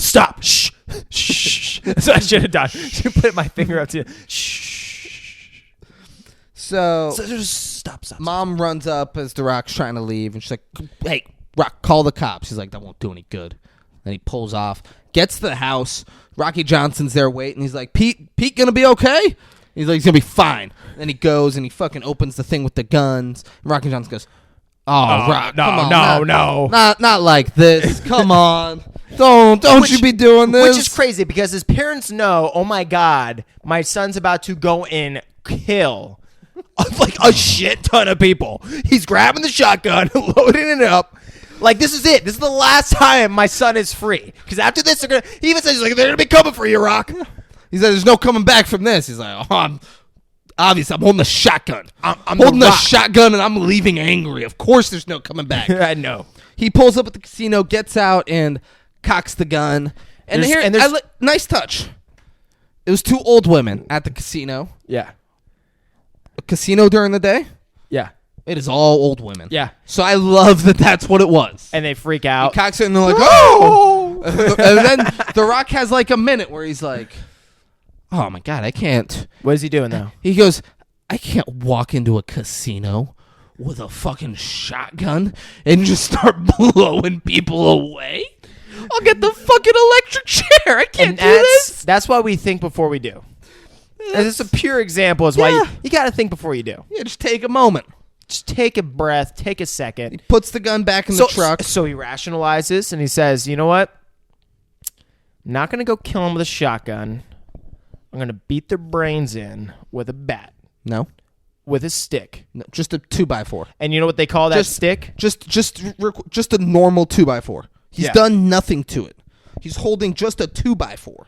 Which is like hard to grip. You know, it's a big... I mean, I know the Rick's got big hands. If you got little bitch hands like me and Braden, it's hard to grip. If you got fucking mitts like the Rock's got, he's gripping that all day. Yeah. But they call it the pusser stick. Pusser. Pusser. That was his name. His name's Pusser. That's a funny stick name, right? The pusser stick. Yeah. Yeah. So... He goes in walking tall. I mean, he's walking so tall. He just walks in, kind of just like surveys it. No, like people are kind of looking, like waiting to see what happens. Sternum lifted. So as to send a message like, I'm absolutely here to fuck people up. He just smashes the slot machine next to him. Yeah. And everyone's like, all right, I mean, if that's not the signal that we're fighting, I don't know what is. Yeah. And immediately the bartender, she goes, you see her like crouched behind like the bar, and another guy comes up behind him. He immediately... He's like, I've been waiting for... Oh, you're talking about the guy who hit. Yeah. Yeah. People are hiding. Yeah, people are hiding. Whatever. One guy comes in and is like, oh, I've been waiting for you to come back. Yeah. And he like pulls out like a knife, and he's like sweating. The Rock just fucks him up easy. Fucks him up. Dude jumps up. My favorite part of this movie. Oh, yes. Dude off the top ropes. Off the balcony. Yeah. Jumps The Rock, catches him with the 2x4, and then slams him through like a blackjack table. Yeah. Breaks through the table. This is totally WWE style. This is shit I live for. The Rock. This is literally like WrestleMania, but in like a fucking a casino. The Rock breaks a dude's arm with the 2x4. Oh, yes. And then another dude comes up and like... He comes up... He's like ready to fight. And then The Rock does... He does like a fake come at him. Then the guy turns and runs and just hits a post. What and he knocks does himself out. Right before that, he runs up with a chair. He hits, and then The Rock just grabs the chair that gets swung at him and fucking throws it away. Goes, flinches at him, and the guy knocks himself out. I mean, that is like a memorable thing. I feel like that's happened in this movie where you've seen that clipped around before. You know, absolutely. Yeah, like you've seen it on AMC when they show this fucking movie and they show a clip from this movie. That's what you see. Main Goon comes out. Main Goon. This is the guy that gave him the special treatment. Special forces. Special treatment. Fucking dark things. Yeah. This guy always plays this kind of role, too. He's got like a shotgun. He got some kind of gun. Yeah, he has a Rock shotgun. Sees him come in, and then he like flanks him, and he hits the gun away. They fight. Rock obviously wins. Yeah. Rock don't lose one. You don't go 1-on-1 with the Great One and come out alive to talk about it. fuck no. No fucking way. And he laid the smack it down on all your candy asses. And he fucking does. He beats the shit out of him, but he doesn't stop there. The moment this dude is basically knocked out, he's like, I'm not fucking done with you. Goes back, grabs the 2x4, and fucking knocks him out. I mean, this guy gets laid back on the stairs. And then this guy, here's why I wanted a prequel where it's just this guy. We needed 15 more minutes. Because The Rock notices he's wearing the Special Forces chain. The guy's just wearing it. I hope great that in context of this story, that guy lost to The Rock for being a Special Forces. Like he was down to them too. They're both in it. I hope not. I hope that guy never had designs of being in the military. That's actually better, yeah. And just wanted stolen valor. I cut up a fucking Special Forces bitch, and now I'm wearing his chain. People are like, "Oh, did you serve?" He's like, "Nah, I beat the fuck out of a Special Force officer. That guy went over there and fought and like learned. He came over here and I fucked him up. Yeah, that's what I do. Look at me, Special Forces, special treatment. Boom." Rock takes his chain back, and then he looks. There's like a one-way mirror up at the top where he knows Hamilton's in there. We've seen he throws the 2x4 and it crashes through, breaks the glass. Then Hamilton walks up and he goes, "Well, surely this changes our relationship a bit, huh?" And The Rock just looks at him and then gives him the eyebrow, and then walks out. And walks off. Rock drives off, gets pulled over, gets arrested. I do have a question. Do you think I smell what The Rock is cooking? Yes. Come on. I got a question. You is what you started with. The fact that you did anything else is disappointing. What's the question? Do you think that you could throw that 2x4 through that window? I mean, thinking about how heavy that is. Definitely not the way The Rock did it. Right? He threw it like a frisbee. Yeah, like literally a frisbee. Maybe if I got behind it. I'm behind it and I throw it like that. Yeah, but maybe. Depends on the glass. And it's spinning, so it's not like a straight shot. Like his is spinning. I could not do it spinning. That's what I'm saying. I would have to straight shot. I was just thinking. And that's maybe. Because the shit's heavy. Yeah. They were like, I'm not going to fuck this up as bad as, with Shane McMahon, but probably 50 feet. Like less than 50 feet. Okay, less than 50 feet. Like probably 20 feet. No, more than that. 25 max. Okay, all right. I'll give you 25. But that's... Yeah, I don't know that I could... I'd like to think I could throw it. I hope. But I don't know if I'd break the glass. I'll break the glass. I'll break it down. Don't know the song. I'll break glass. I'll break it down. But I really hope that they were like, listen, we're not stopping until you break this fucking window, Rock. Like, you gotta keep throwing it. Kept doing takes. It's like, fuck, man. It keeps bouncing off. Like, you guys can't get I don't know, one of those glasses that break easily. Like, no, what the fuck? No, you're the Rock. We were told you're the great one. Yeah. You're the people's champ. The people's champ breaks that himself. All right, guys. For editing purposes, we're going to take a quick break. But we're dragging this episode out. But everything's been worth it. It's been a great so episode. Worth it. We'll be right back. So stick around. And we're back. Hello. Hey, Derek Cheater. Fuck you. Yes. We've arrived at the most ridiculous part of this movie. Can you agree with me on that? Yeah. Yeah. So The Rock, it's time he's going to be in court. He has a lawyer.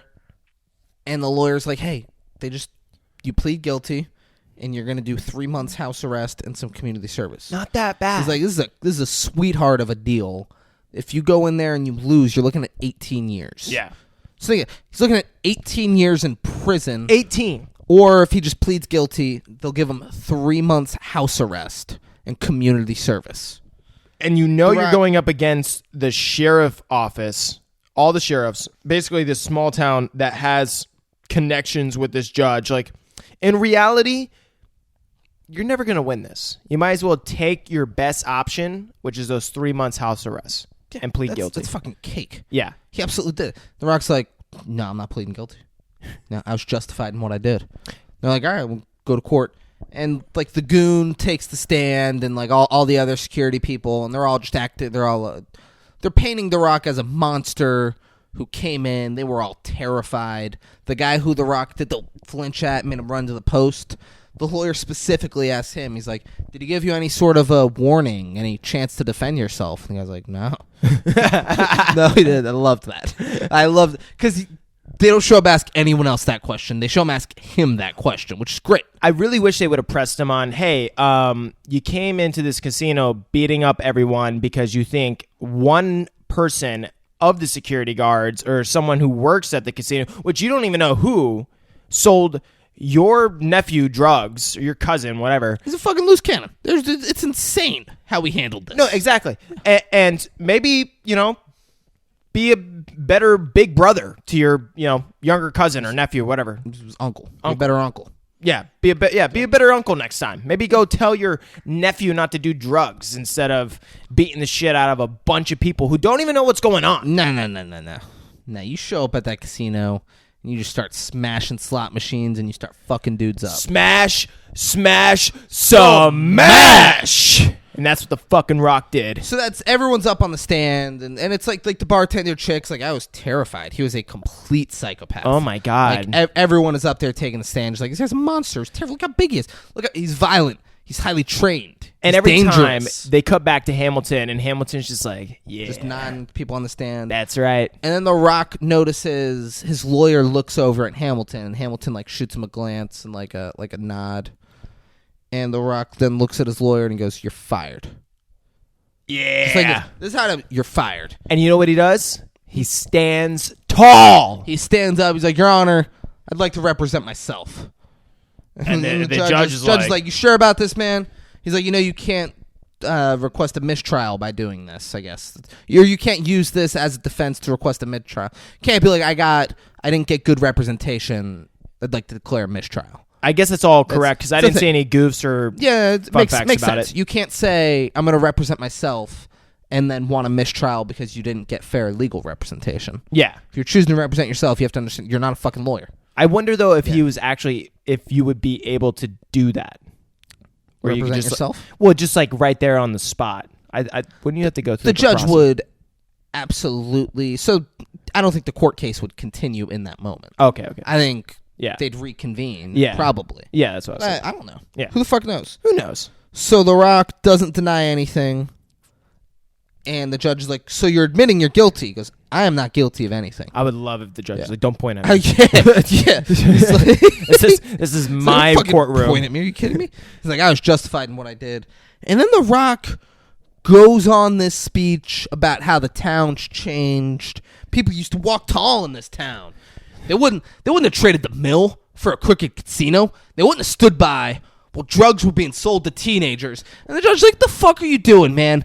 This is a court case about you showing up at a casino and beating the shit out of everyone and destroying everything." And The Rock then shows everyone his fucking the cuts all over him, and the judge's like, "Close your shirt." And he's like, "I'm going to run for sheriff, and I'm going to save this town in the Pacific Northwest that we don't say the name of the town ever. It's really in Tennessee, but it's Pacific Northwest. I got cut.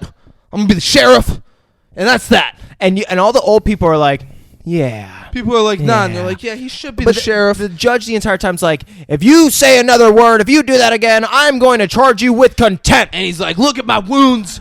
Vote for me to be the sheriff. Not guilty. And then he's not guilty. Yeah, and the judge the entire time's like, fine, that's it. I charge you with contempt. And then we get, all right, contempt, whatever. Yeah, not content, obviously, contempt.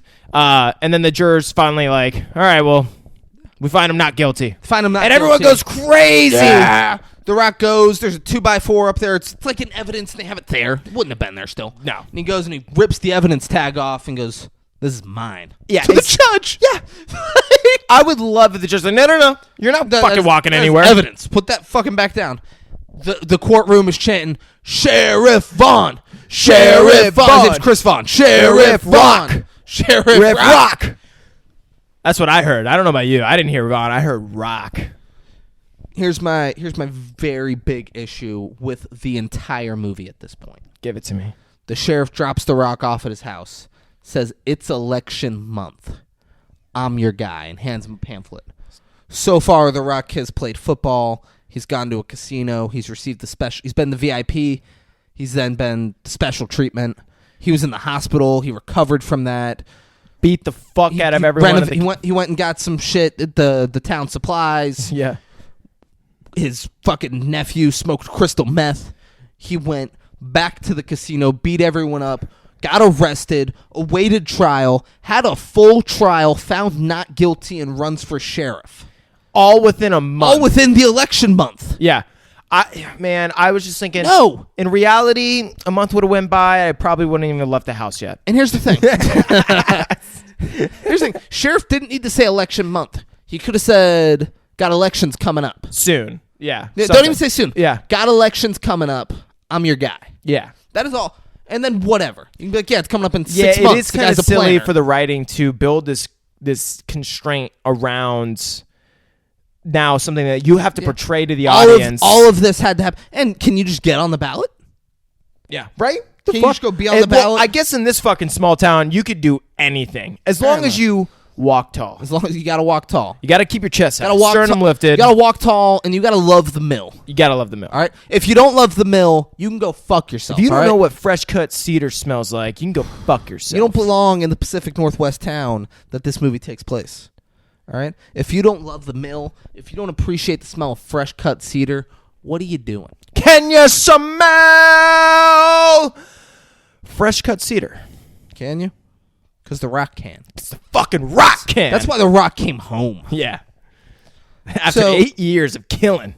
So he won the sheriff. He's the sheriff now. And he is the sheriff. And he made his truck look like a sheriff's truck. Such a cool truck. And his 2x4 is hung up like a fucking trophy. But he turned it into like a bat, like a Bam Bam. Oh yeah, bat. he like Bam Bam from the Flintstones. Yeah, exactly. It looks like that. It's like huge on the Bam end. Bam. Like, he's got some leather wrapped around it. Some good old cow skin. It's grip. Yeah. No, yeah. Yeah. It's like a bat because this is a fun fact. The director actually wanted a bat instead of the pusser stick, and they came to a conclusion, or they came to what's the word I'm looking for? Where they had to like decide. They had to have like a mutual agreement. Like basically, the director was like, no, we can't have the pusser stick. I don't want a pusser stick. I want a bat. And they're like, well, what about like a stick with a little bit of compromise? Compromise. That's exactly the word. Fuck the director. This is way cooler. Yeah, if it was just a bat, it wouldn't have been that cool. And he was arguing about it. And they're like, dude, we'll put some fucking shit around the stick. Be like, and the bat could be in any movie. Yeah. This will be unique. I've never seen someone use a 2x4 as a weapon the way The Rock does. And look how big The Rock is. Is the bat going to fit, proportionate in his arms and his hands? No. The old sheriff greets The Rock at the station. He's wearing civilian clothes. He congratulates him. Said, you want fair and square? Yep. He's like, we got professional courtesy here, and I just wanted to vouch for each one of these men. He has all the deputies are out there. He's like, I want to personally vouch for each one of these men. They're good deputies. And The Rock goes, you're all fired. Just like that. Yeah. The old sheriff should not have been there vouching. The Rock didn't trust him. Yeah. Yep. The old sheriff needs to not be there. Maybe some of those guys would have kept their job. Well, I'm sure if one of the guys would have ran up to The Rock like, hey, listen, man, I always thought that guy was a fucking asshole anyway. Like, dude, please, I didn't have a say. He's like, dude, your speech fucking moved me. Yeah. I want to walk tall in this town. I want the mill to come back. I'm sure The Rock would have been like, oh, fucking. Rock, I'm with you, man. We need the mill. We need it. What the fuck happened to the mill? The fresh cut cedar. It's no more. Get it back. The Rock's just sort of like hanging out in the office. He like sits down. Bored. It's just like, huh. What do I do now? I wish he had like a tennis ball or something. Just like sort of bounced it. It was like, oh, well, this kind of sucks. Yeah. So he just goes over and starts harassing motorists. He pulls Hamilton over, and Hamilton says some cold-blooded shit to The Rock. The Rock tells Hamilton, he's like, I know you're selling drugs. Hamilton goes, I have a casino. I have a license to print money. Why would I jeopardize that by selling drugs? He says, because you own the town, Jay. Because you own the fucking town, Jay. Look at you with your blonde hair, blue eyes. Fuck you. He says, that's changed now. And then Hamilton goes, it's changed? He goes, from where I'm sitting, the only thing that's changed is you get to wake up every morning and put on that nifty little badge, but underneath that is the same guy who couldn't make it as a college football player, apparently couldn't make it in the Army, not really ever going to make it a cop. And if you push too hard, you're going to be a man who doesn't make it to C40. And then he pauses. Goes, license, please. And then The Rock hands him back his license. And he like kind of holds it for a second. And then he doesn't pull away hard like that. Come on. No, yeah. Well, Come am on. I the Rock? You Or gotta, am I yeah, the... you're the Rock. Oh, You gotta be okay. cool. Yeah, I've been Hamilton this whole time. Okay. And he holds it, and the Rock holds it for a second. Then just kind of lets him have it. And then he says, he walks off. As he's walking off, he's like, "Sir, get your lights fixed. Last warning." tail light. Tail Sir, light. get your tail lights fixed. Last warning. And then he says, what's wrong with my tail lights? And he fucking swings that pusser stick and breaks the fucking rear tail lights, and he says, "They're broken." Fun fact: that was not in the script. It's great. It was not in the script. The Rock did it and just caused thousands of dollars worth of damages. He's driving a fucking Porsche. And the Rock's like, "I'm the fucking Rock." The Rock just smashed the back of a Porsche. That's fucking great. Yeah. Here's the thing. Great scene. Oh, fucking phenomenal. I mean, maybe Rock, not phenomenal, but The Rock looks like the bitch in that scene. he does. Hamilton Tells him straight just up. fucking out-talked him. Yeah. And then The Rock resorts to smashing his property. Yeah. Like, Hamilton dominated that scene. But that last little bit does somewhat say, I somewhat run the town now. Yeah. Like, what can you do? I'll break your taillights. What the fuck are you going to do about it? Exactly. Show me what you're going to do. Do you see my pusser stick? Game on, baby. Game on. Oh, yeah. How high's the water, Papa? 3 feet high and rising. How high's the water, Papa? She said it's 3 feet high and rising. I vote a boat. Boop. 3 feet high and rising. Plays, and The Rock goes to see Johnny Knoxville. He goes, "Morning, Sheriff." And then The Rock tosses him a badge and says, "Morning, Deputy." And he goes, No, dude, I hate cops. You've been sheriff for like 2 minutes, and I'm already starting to hate you. And he's like, I need someone I can trust. He goes, I'm a convicted felon. Like, Johnny Knoxville does not want to do this. Yeah. I'm a convicted felon. Can't be your fucking deputy. And The Rock goes, I have some pull around here. He goes, oh, so you're a crooked cop. That's how it starts. Giving out favors for friends. Next, you're going to be frisking people, cavity search, setting up speed traps all over the place, taking bribes. Oh, he All knows. stuff like, Yeah. fucks with him. And The Rock says, I need you to take me to drug school. Take me to fucking drug school. And then Johnny Knoxville goes, Man. no. Do I get a uniform? The Rock Sure enough, he smiles. fucking does. So he's talking him through. We see Johnny Knoxville. He's like, the tweakers are going to connect us with this fucking supplier, whatever it is. Yeah. Low lever We need to dealers. follow the money. He's like, blah, blah, blah, and we'll work our way up. And you see Johnny Knoxville's been clean and sober for 14 months. Yep. So, like, we see him hanging out with, like, tweakers. And one of the tweakers walks up, and he's pushing a cart. He sees Johnny Knoxville. He's stoked. He's like, Johnny's back! He runs through, like a kiddie pool. It gets soaked and, like, jumps and hugs Johnny Knoxville. So great. And it just leads Johnny Knoxville's now. He walks into a room, and he's like, hey, morning. Guy's like, get the fuck out of here. Then we hear a struggle, and the guy runs out the back. And The Rock hits him in the gut with his pusser stick. Pusser stick. It's kind of like a quick montage again. A little montage action. Montage! Montage! And they're eating push pops, by the way, while we're talking this through. Oh, yeah. Yeah. Oh, the push about. Yeah. So we see the guy that they went after. It's the main goon. It's the main goon. It's the main goon. And so they have him, and It's almost like we couldn't get enough of the main dude. never get enough of the main goon. Yeah. They goon. put him up against his goon. Yeah. I think I said dude. No, main But goon. yeah. He's the goon. He's the main goon. He's the main goon. Yeah. They throw him up against the car, and they're like, you got drugs. And The Rock goes, deputy? And John Knoxville goes, yeah. And then just stands there, and he goes, search him. Let's go. And he's like, oh. And John Knoxville searches him, and he makes a joke about it, and somebody needs a bath. He's been working out, like all this stuff, and then he finds it strapped to his ankle. He's like, what do we got here? And the goon says, now you read me my rights. Right? yeah, but don't jump in if you don't have it all. I thought that. No.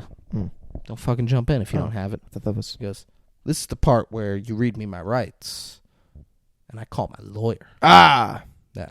Yeah. And John Knoxville goes, yeah. But now I got a hunch. There's something in this truck here. So they take his truck to a garage, and they just start cutting it apart. Yeah, it's just an excuse to fuck up the truck. Yeah. And, like, Johnny Knoxville is just talking banana shit the whole time and, like, bumping into him. Mocking The Rock's him. aggressively standing over him and looking at him. Staring into his soul. They're then sitting there eating lunch in the truck while the guy's sitting there. And Johnny Knoxville just goes, you ain't going to talk. And the Rock goes, yeah, though. And they They just go. keep eating. They find nothing in the truck, and they go. And Johnny Knox like kicks out the last door, and he's like, "All right, he's clean." And they go over, and the guy's pissed.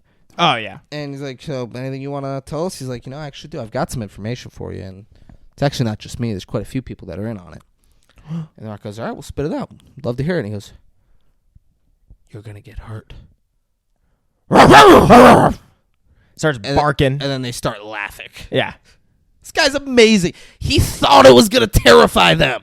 Yeah, he's barking. He's a bartender who also gives special treatment To special forces. to special forces. And he sells drugs. We need to know more about this guy. This guy's the best. Yeah. He is the best thing that happened in this movie, and he's not in it nearly enough. Yeah, 15 more minutes of him. When the movie The Goon with Sean William Scott came out, I assumed it was just about this character. Should have been. And then I watched it, and I was like, this guy's not in it at all. This is a hockey movie. Missed opportunity. It's bullshit.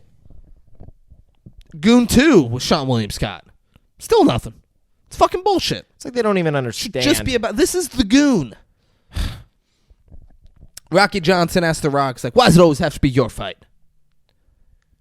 It's because I'm the fucking Rock. Yeah.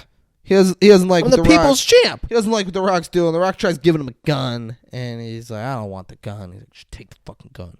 Protect them in case they come to this house. And he's like, I don't want the gun. And The Rock puts it down on the table. He's like, I love you, Dad. Think about it. And then he leaves. He gets to the police station. Johnny Knoxville just has like a fucking bullhorn, and he's just fucking with the dude. Oh, man. He's like, step away from the vehicle. And then like he's doing other shit, and he's like doing the siren. He goes, oh, I forgot you have no vehicle. Oh, that's right. And then The Rock walks in, and he's just doing on the horn.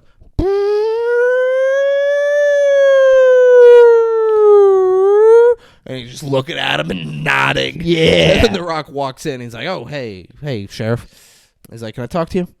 And The Rock does something a little backwards. Yeah. He says, I'm going to stay with him tonight. And then he hands Johnny Knoxville a shotgun. Says, I need you to go stay at my parents' house in case they go there. So we're both working overnight, but I would prefer that you protect my family. And I'll stay. I sit here with him rather than I'm just like, hey, I really think they'll come to my parents' house and go after my family. I'm going to stay here. You stay with him. Because it's not like he's giving Johnny Knoxville the night off, being like, oh, I'll work the night shift tonight. No, he's saying we're both going to work, but you're going to protect my family, and I'm going to stay here with him. And what doesn't make any sense to me is, like, I understand he fired the sheriffs, that are all part of that fucking sheriff fucking team, but what about all the policemen? He couldn't go and, like, contact one of the police officers and be like, he doesn't know who he can trust. well, even what if his sister is a cop? Have her. She's got her own shit. All right? I guess. All right. She's not going to leave. She's not going to leave a good job to help The Rock I guess. take down a casino. Were you fucking kidding me? I guess so. Yeah. No way. I don't know what I'm thinking. Stripper girl shows up and brings The Rock dinner. She brings him salad, fried chicken. And they shit on Fried chicken. That's how she says it. Yep. Mhm. She's not black. She's not. Rock, she goes, fried. But you know what? She was fucking a big black guy all the time. I am positive that turned The Rock on. And she's allowed to say it like that. Yeah. I changed my mind. I was going to be anti her doing that. She's allowed to. Yeah, she's allowed. Come on. And potato salad. But they were trying to, and potatoes. They were trying to shit on, though, ramen noodles. Right? Wasn't it ramen noodles? It was some kind of microwavable thing. We didn't see the ramen brand, but it was microwavable noodles. Like, fuck these noodles. I mean, yeah. I don't eat them. That is, I'd way rather have Some fried chicken. fried chicken. Oh, me too. Yeah, all day. But you know that wasn't the only thing she was bringing. Mm-mm. That was hot. She says she quit her job at the casino, and then they fuck. Oh, dude. And the scene night long. Here's the thing. The scene doesn't show anything, really. They just show, like, a lot of teasing kisses. Yeah. Like, not even full-on making out. A lot of just, like, I'm teasing you kisses. Yeah. Be great if she was like, The Rock just doesn't know how to kiss. Let's just do, like, some neck kisses. But it was so much longer than it needed to be. Yeah. Like, guys, the scene might have been 3 minutes long. Yeah. Like, it's... And, like, fine. Show more. Yeah. Show, like, aggressive... That's what... Be rated R. Yeah. And make a sex scene worth being that long. This was, like, just, like... Like slowly, like hesitating to go in, and then going in, and then coming off, and then, like, kissing the neck. And, like, just, like, they're teasing each other. And they showed us it for minutes. And there's a lack of good dialogue and relationship building between a lot of these characters, especially the guy that they have now, the goon. The goon. He's in a cell, more, but so does she. He's in a cell and he can hear them fucking, and he starts. Oh yeah, that's clear as day. Yeah, I hear it. Just starts jerking off. Yeah. And we for him. We see him. He's in prison. Well, and the funny thing is, The Rock notices, so he starts to close the blinds. And then she's like, no, keep it open. Keep them open, baby. Yeah, keep them open. And he's I like it when they watch. Yeah. And he's like, yeah, me too. Well, it makes sense because that's what she was doing for the past 8 years while he was gone. So now The Rock has to basically, get used to and get comfortable to what she's used to, which is having people watch. Absolutely. Yeah. He needs to be on board with it. Has to. The fried chicken was good. I think now is when we take a break. Yeah. Because it's about to be the next morning and shit happens in the morning. Yeah. So, like, if it might be a little earlier than we should be taking a break, but if we don't break now for editing purposes, because we need to break for editing purposes, I don't know when we would. Yeah. So, guys, stick around, because there's plenty more 5-6 Kings coming at you. That's right. And we're back. Let's get ready to rock. Hey, Derek Cheater, fuck you. Mm-hmm. So it's the next morning. Oh, my God. Hamilton, like, steps out in front of the casino, and he gets on the phone and says, now. And immediately after, the girl, Denny, who's with The Rock, goes, I'm hungry. What did you think? So you've seen it a bunch. First time you watched it, though. What did you think when that happened? Oh, The Rock was going to be like, oh, well, I got some... No, so we're way off. We're way off. Oh. The timing with that. He says now. She immediately goes, I'm hungry. I thought, oh, she's working for Hamilton. I was like, oh, my God. Like, holy shit. Like, this was all, like... planned. Yeah. Like, you stay the night with him. I'm hungry, and, like, wow. Like, she's going to lure him out, and then he's going to get fucking capped. I didn't think that, but I feel like that makes so much more sense because they didn't have any build-up. So the fact that she just kind of, like, seduced him sexually makes more sense that he would be more susceptible of just getting it on that much faster without... She still works for him. Yeah. And he goes, oh, we got leftovers. She goes, nah. I want pancakes and eggs and bacon. And she says it. She's doing it all sexy. Oh, like. And he's like, oh, yeah. And he's like coming in. He's like, yeah, that's sexy. That's some sexy ass shit you're doing. Sexy as fuck. I like when you bring that tight little body around here, baby girl. You know what I'm saying? Fuck. Shit. And then we hear boom. And The Rock's truck blows up. And the goon says way too much here. Yeah. He says, woo! I told you, Vaughn. I told you.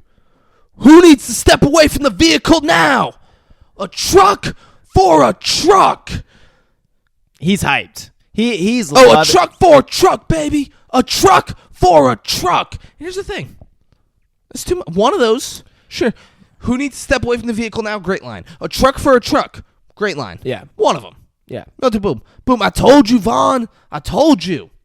Who needs to step away from the vehicle now, bitch? Motherfucker. Like, you can stop there. Yeah. They just squeezed too much. The goon said too many things. When that was a scenario where less is definitely more. Yeah, not enough dialogue in certain spots, too much dialogue in other. It's the old sheriff with two of his boys, and they got machine guns. Yeah. And they just start opening fire on the sheriff's office. Yeah. It's wild. Johnny Knoxville is just waking up. Yeah, I skipped that. He was asleep on the couch, and he wakes up, and Hector Zeroni's going into the kitchen to make some breakfast. You want anything? And Johnny Knoxville's like, nah, I'm good. Yeah. And then Johnny Knoxville's waking up again, and he goes, something's burning. And no one responds, so he gets up and goes he's suspicious. He grabs his shotgun. Yeah, he's like, it's weird. Dude with pantyhose has Hector Zeroni like covering his mouth. He's pointing a gun. Hector Zeroni like hits his arm right before he shoots Johnny Knoxville. And he shoots Johnny in the leg. Yeah. Thank you, because I put it down there, but I was not going to say that. I was moving on as though Johnny Knoxville does not have a bullet in him. No, he's got a bullet like in his thigh. And Hector Zeroni like hits it and like fights off, and Johnny Knoxville starts fighting the guy, and he's like, "Fuck out of here, Hector Zeroni! Like, get out of the house. You're a kid. You don't need to be here. I'm gonna fight him. Run!" Yeah, he's like, "Get out." So they fight, and Johnny Knoxville stabs the dude with a potato peeler. Fuck yeah. Which is great. You always got to remember that. Next time you're peeling potatoes. And then he hits him in the head with a frying pan. Oh, it was a good hit. Yo, that's a swing. Knocked him clean out. Yeah. The Rock is then... I wish he would have just got crazy with it, immediately took his gun, and just emptied some bullets in him. That's what I really wish. Then like, that's a dark side that we did not see about this character.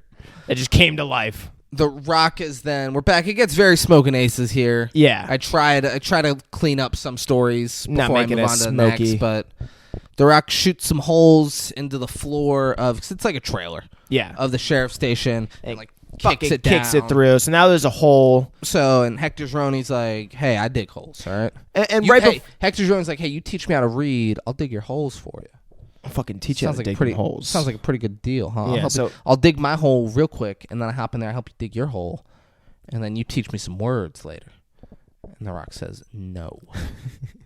But The Rock says, know your role, and shut your mouth. Yeah.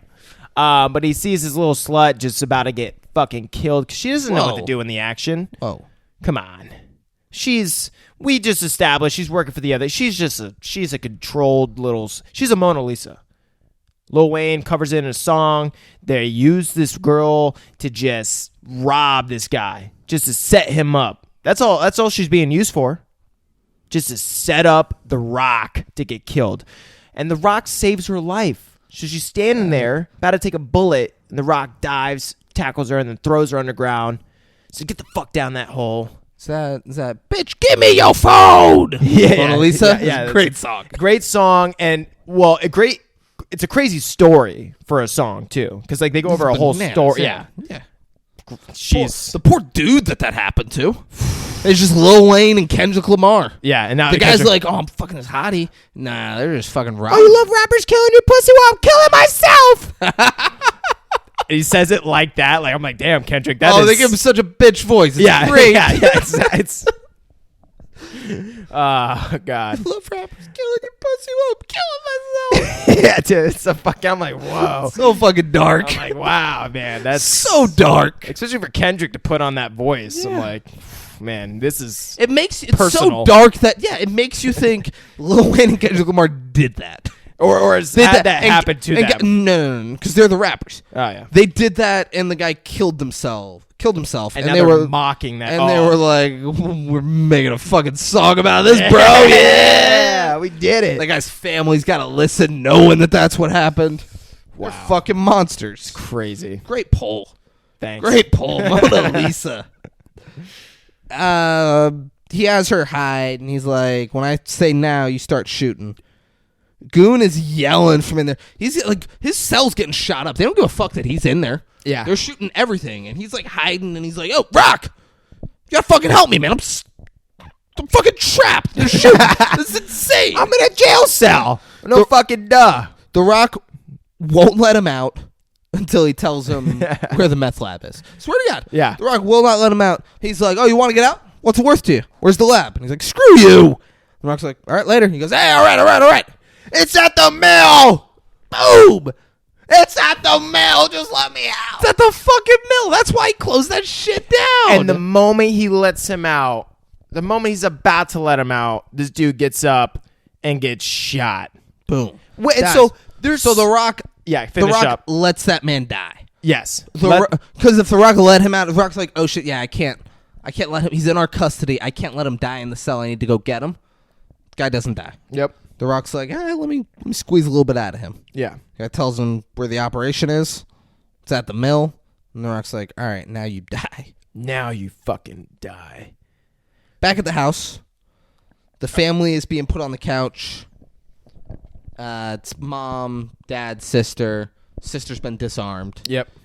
And Rocky Johnson goes, I know you. Like, you reckon they're wearing pantyhose. They're not wearing ski masks. Yeah, the main... So you can see who it is. Like, if Braden... Yeah. If someone that I saw often and lived in the same town as me walked in with pantyhose, I'd know it was them. Yeah.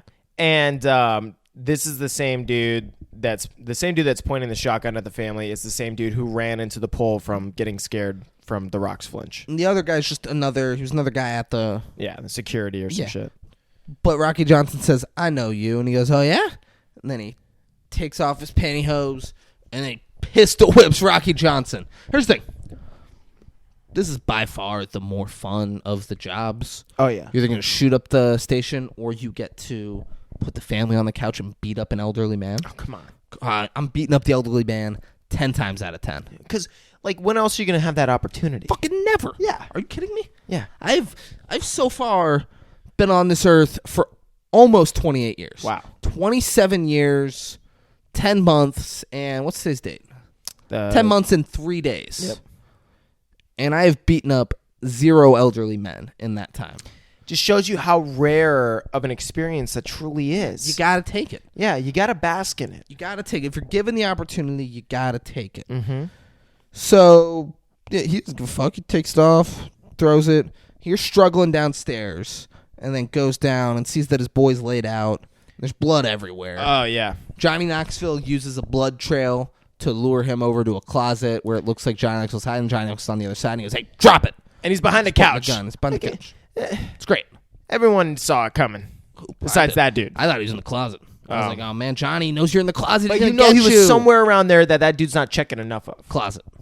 Didn't check the closet. Well, he was about to. Oh, okay. I thought Johnny was about to die. I was like, oh, no, Johnny, you're going to get caught. No. And he goes, drop it. And the guy doesn't drop it. Johnny Knoxville shoots him with a shotgun. Kills him.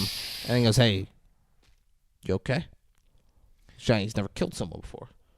So he's like, until he stabbed that dude with the potato peeler. Yeah. But Johnny Knoxville's like, oh, shit. He's like, hey, you all right? So...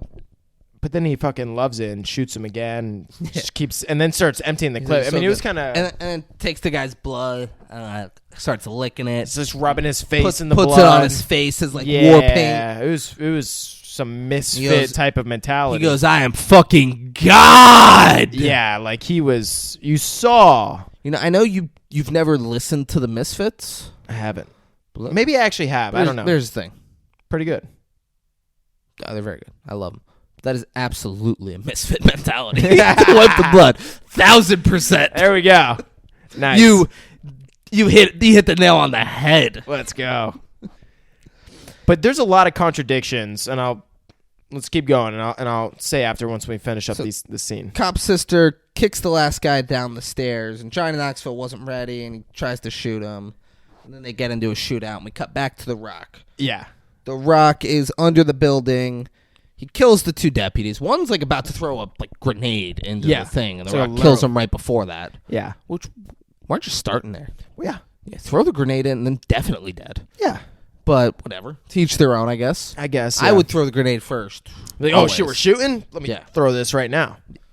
But The Rock kills him right before, and then they start shooting, and the guy's like, I'm going in! And The Rock turns and shoots him, and then it's the sheriff, and the sheriff's like up inside, and he's shooting through the floor and talking shit. Because he saw the blast, I guess, come from underneath the building. Yeah. Where that shot the other dude. So he ran in, starts shooting all of the ground. Yeah. And gets pretty close a lot of the times. And then... The Rock's like army crawling backwards away from it. He more than likely would have been dead. More than likely, but he's the people's champ. So he knows how to wiggle away. Absolutely. And then he tells Denny... As the guy gets like right to where the hole is, he yells, right Denny, as the Rock's now. about to shoot, or as the Rock is about to be shot, he yells out, Danny, now! Denny. Did I say Danny? Yeah. Oh. Denny now. And she, like short for Daniel Yeah. is what you're doing, but it's Denny. Yeah, shout out to Danny. That's my girl. Who's Danny? Yeah, for real. So it's my homegirl, my home slice. Are you fucking her? No. Well, yes. Well, no, I mean, no. We're just friends, bro. Did you fuck a girl, Danny? Yes. No. Yeah. No, David. Why are you saying yes and no? Why are you being so weird about this? Shout it. You brought this up. I did, but I You didn't brought mean to this be up, and so specific. you're going back and forth. Do you want to cut this? No. Like, what do we? No, she'll love it anyway. It's She's okay. probably not gonna watch it. Maybe not. You know, I love to tease, not go too specific. We got specific. It's all good. You guys know now. Braden fucked Danny, Yeah. So but feels the need to say yes and no. How was it? it was fucking awesome. There we go, Danny. You were fucking awesome. Danny got a Awesome. last name? No. How great would that have been? Oh yeah, it's like, yeah. look her up on Instagram.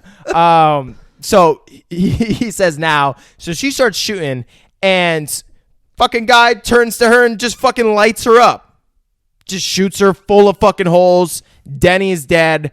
The Rock then takes a shotgun, shoots him, Kills him. He kills him, but then realizes Denny is dead, and it just becomes like this big mourning process. We have like weeks that go by where we're just watching The Rock mourn, and it gets kind of sad.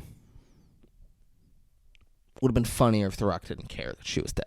If we're going to do a fake thing, it would have been funnier if he didn't give a fuck about her being dead. That actually would have been He so much sacrifices her, and he's like, huh. like didn't give a shit.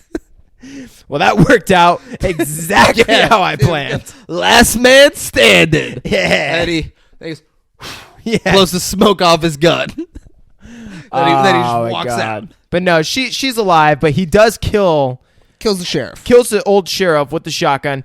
Now we get to where she is still empty in the clip, and she like walks back inside, and he like calms her down, and we see a shot of them like as we're like a wide shot of them in there. Dude is a little bloody, but not torn up the way he should be from a shotgun. Now if this was rated R, his face would be gone. And that's what I was missing in that kind shot. of a thing there, yeah. Yeah. I actually noticed that, like, this is not the way someone would look after being point blank to a shotgun. But okay. But PG-13. But PG-13. Whatever. Now, this is my contradictions with... Oh, no, let's go back to the other scene now. So, Shootout in the living room. it's whatever. It's sloppy as fuck. Super and sloppy. Johnny Knoxville ends up on top of him, and he's beating the shit out of him. We don't need to go in details. It's a shitty fight. Yeah. And then The Rock comes in and pulls him off, and he turns and he punches The Rock in the face, and he's like, oh, shit, sorry. And The Rock's, like, holding him up, and then the dude that Johnny Knoxville stabbed with a potato peeler comes in holding the gun, and he says what you would say if someone stabbed you with a potato peeler, which is, you stabbed me with a potato peeler? This is great. I don't think it was meant to be funny. Like, the guy's mad about it. And he's also confused. He's like, why the fuck would you do that? Like, And he's like breathing heavy, and then Rocky Johnson shoots him. Or I Yeah. guess the guy gets shot. We don't see, and then everyone looks, and it's Rocky Johnson, and he's holding the gun. The Rock left. yeah. And Maybe it's one of we're their like, guns, oh, whatever. okay, I get it now. He used to be a crazy badass with this fucking thing, Yeah. and now he just can't live with himself. Hector Zeroni walks in, and Cop Sister immediately makes him leave. Yeah. She's like, there are 3 dead people in our house. Get the fuck out. I don't want my son being exposed to this nonsense. Yeah. There's 3 dead bodies in here. There's blood everywhere. Fucking Holy blood shit, this is everywhere. crazy. So a couple contradictions that I have. One, The Rock was aware and knew that they were going to send people for what's his name, and they did. But for what's his name? For The guy at the Master station? Goon. Main Goon. Not Master. Master. But I like Master Goon. Master I Goon. do like Master Goon. And immediately proceed to not give a shit about killing him. Like that's a big contradiction. They went there to like take this guy to save their guy, but instead they just open fire and kill him. Not necessarily. You think kind of like killing evidence as well or something like that by killing him too? They don't know what he said while he was in there. True. Like to assume he didn't talk. But if they know they're going to go kill him too, they're going to destroy evidence. They went there to kill The Rock. I guess. For sure. Or you think you would want to save the Master Goon? It's the Master Goon. They didn't care, but Hamilton's the main boss. I Main guess. boss said, "I don't care about guys. If you kill the Master Goon, I need a new Master Goon. That's a good point. You know, I always need to have a Master Goon under my employ. So, well, maybe, hey, Sheriff, you're looking for work? Maybe you become the Master Goon." And he's like, fuck yeah, well, I'm out of a job right Sounds now. awesome. Yeah. Another contradiction I have is he made Johnny Knoxville. Just so we're clear, I blew that one in your fucking face. So let's. And is yours going to be the one I had earlier? I don't know. I made a point of saying it earlier, and I think you agreed with me. He made Johnny Knoxville. Well, no. So he made Johnny Knoxville go to the parents' house to protect them. But he, I think, did that thinking that it's more dangerous being where he's at than being at the house. Almost like just in case, but thinking they're going to definitely come here. So when Denny shows up, you think he'd be like, hey, you shouldn't be here right now. It's actually like pretty dangerous for you to be here. Bit of contradiction. But then to have her But here's the thing. shoot a gun that this person's going to turn to shoot towards her to use as a decoy when the main purpose of this whole thing is to keep her safe. It's a bit contradicting. Just like he wouldn't say no to Denny. You wouldn't say no to Danny. She shows up and she's like, I brought you some fried chicken. Danny, I would do anything to keep you safe. There we Even go. if that means one night Even if it of means- not having sex. No, Brayden would put you in harm's way. No. If she had fried Because, chicken, yeah. She's bringing salad. that's different. Fried chicken. Yeah, that's what I'm saying. Potato salad. If at first I'd be like, I'm trying to keep you safe, but if she showed up with fried chicken and it's hot, Yeah. You'd eat it. and then fuck. yeah, and then we'd pass Stay out all night. Yeah. And then you guys would get shot at in the morning. That's okay. Then she'd be your decoy. Yeah. I had another contradicting thing with the whole house too, but I forget now. Whatever. You get where I'm coming from. So The Rock goes to the mill. And He does. He walks to the meth lab immediately when he gets there. Should have a mask on. Does Yep. not. He's like, oh. Nope, none Like of that. smells. No, he does that in the Oh, he beginning. does that? Yeah, like covers his face like, Oh, oh. I don't remember. So it is an active meth lab. And he just continues to walk through, no protection. And would you become drugged because of that? I don't know. I don't So it's remember not, from. It's not like meth that you're smoking and high. It's all. No, yeah. It's all of the chemicals mixing. But like and those all that chemicals, shit. though. I could kill you. I Okay. I don't think you'd get a meth high from it. That's what I'm wondering. Yeah. Like, what would Yeah, happen? I don't know. I've never cooked meth. Did they go through that in Breaking Bad? I mean, they wore protective equipment, and Walter White does some sort of poison on Crazy 8 and whoever the other dude is. I think it In was the very brought up in beginning. like one of the first episodes you of the got, first season. Yeah, I mean, Walter White's wearing a mask and Just remember what's his equipment, name and didn't want to. he makes Jesse wear Yeah. it. Yeah, it's bad for you. Yeah. Hamilton is being a total villain. It's dark. Oh my god. He's his not hair is- phased. He's just doing this. There's like a big saw, and he's just doing this. He's just knocking on the saw, and it's like a dark room. He's just sitting there in the mill, creepy as fuck. And The Rock walks up, points a gun at him, and he's like, "Hey, stand up and show me your hands, Jay." He's like, "Hold on, just 1 second. Shh. Remember when we were kids? We'd play hide and seek here. That was always my favorite sound." And he keeps just tapping on the thing. And The Rock goes, "Jay, stand up. Put your hands where I can see him." He's like, "All right, hold on." Then he hits a button where a fucking trap door opens, and The Rock falls and grabs onto the saw. And he's holding on. And then Jay's just flipping switches. He's turning the mill on. Yeah. The mill's up and running again, people. Now he knows how to run this whole fucking The mill. old mill's up and of course he did. Yeah. It's been in this family for generations. He knows how to run the fucking mill. You kidding me? Yeah. He's flipping everything on. He's like, my new favorite. He's hitting The Rock like in the ribs with a stick. Now he found his own fucking stick. Yeah, or it might be an axe. It's an axe, and it's the No. back end of it. It was Later, a okay, stick, yeah, okay, yeah. just a stick. He's hitting him with it. He's like, "Yeah, you just had to be a hero, didn't you, Rock? You know what my new favorite sound is? My new favorite sound's gonna be. It's gonna be the sound of you dying like a little bitch." And then he hits him, and The Rock catches the stick and pulls him, and they both fall through, which nominated at the Stun Awards, best high spot. Yeah. Which you think when you see this, they're gonna fucking die. You think, oh shit, this is the end. They're both gonna fall through and just get. They torn. fall way too high. Yeah. They fall. I put here. They fall 1,000,000 feet. Shane McMahon style. Yeah.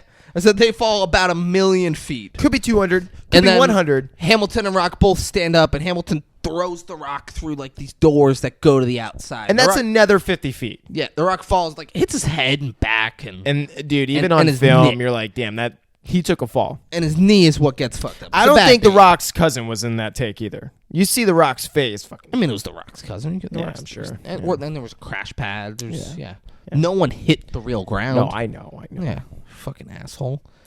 Just trying to Hamilton hype up The Rock. and like the Rock's all fucked up. Hamilton then like he has the axe, grabs an axe, and he goes and opens the door, and he sees the Rock's not there. The Rock is fast. And Hop then he the looks fucking over, fence. and the Rock's like scurrying into the woods. Yeah. Hamilton just goes. He doesn't have the axe yet. Now he gets the axe. Now he gets the axe. And he follows him. The Rock like gets up against a tree, and he pops his knee back into place. And it's great. It makes like a pop, and the Rock goes, ah! Now, I actually saw a video about that type of injury the other day, funny enough. And they say the way to pop that knee back into place is by straightening the leg. So instead of just like trying to pop it in like physically, you just try to straighten your leg, and then the knee will pop back into place. The Rock did both. He did. He didn't have time to wait for it to pop. He he had to didn't. make sure it popped. Because the second he does that, Hamilton swings an axe at his face, and he ducks, They hits the tree. And here's cut the thing. that so close. And here's the thing. Hamilton was being greedy. Greedy. He wanted to chop somebody's heads off. Wanted to behead the Rock. If he goes for the Rock's chest, Done. the Rock's dead. Dead. Because he connects. Yeah. He hits him. The Rock barely moved out of the way. If he goes torso, he's hitting him in the chest. The Rock's taking an axe to the fucking chest. You're dead. Yeah. If he doesn't die with the one blow, he's not moving after that. He's Exactly. like, and then Hamilton could fucking line it up and just boom, like splitting a log, baby. But that doesn't happen. The Rock moves, and they have a fucking the other Rock movie, Sean William Scott, The Rundown. Yes. They have a Rundown-esque Yes. roll down a hill. Not nearly as cool as The Rundown. No. The Rundown, if you guys haven't seen, just YouTube The Rundown hill roll. It is The Rock's- phenomenal. It's about a 10-minute roll down a hill. It's where the biggest roll down a hill I think we've ever seen in any movie. Yeah. For sure. I Yeah. can't imagine. If anyone did it Well, more you than think that, you're gonna it's get to ridiculous. the end of it, and then it becomes a whole about other 20 times. drop off. Yeah. And then a car falls on them at the end of it. It's the most ridiculous thing. This one's big, but it's not that. Yeah. Hamilton has the axe. The Rock like rips a root of a tree, and he just has a giant root from a tree, And does it just in time. As he rips it and turns around, he fucking blocks the axe. That's blocks gotta- the axe with it. Yeah. They fight. Hamilton fucks the Rock up, and it looks like he's gonna kill him. And then I didn't like this. There's no real build. Like Hamilton just fucks him up, and then it looks like he's gonna get him, and the Rock just fucking jumps up, tackles him, runs him into the tree, and then Yeah. Hamilton was done. Yeah. Like there was no real build up, big move that like brought it. And then It should have been more of like a whole Anakin or Obi-Wan Kenobi with Anakin Skywalker, where Obi's like, "I have the high ground, Anakin. Don't do it."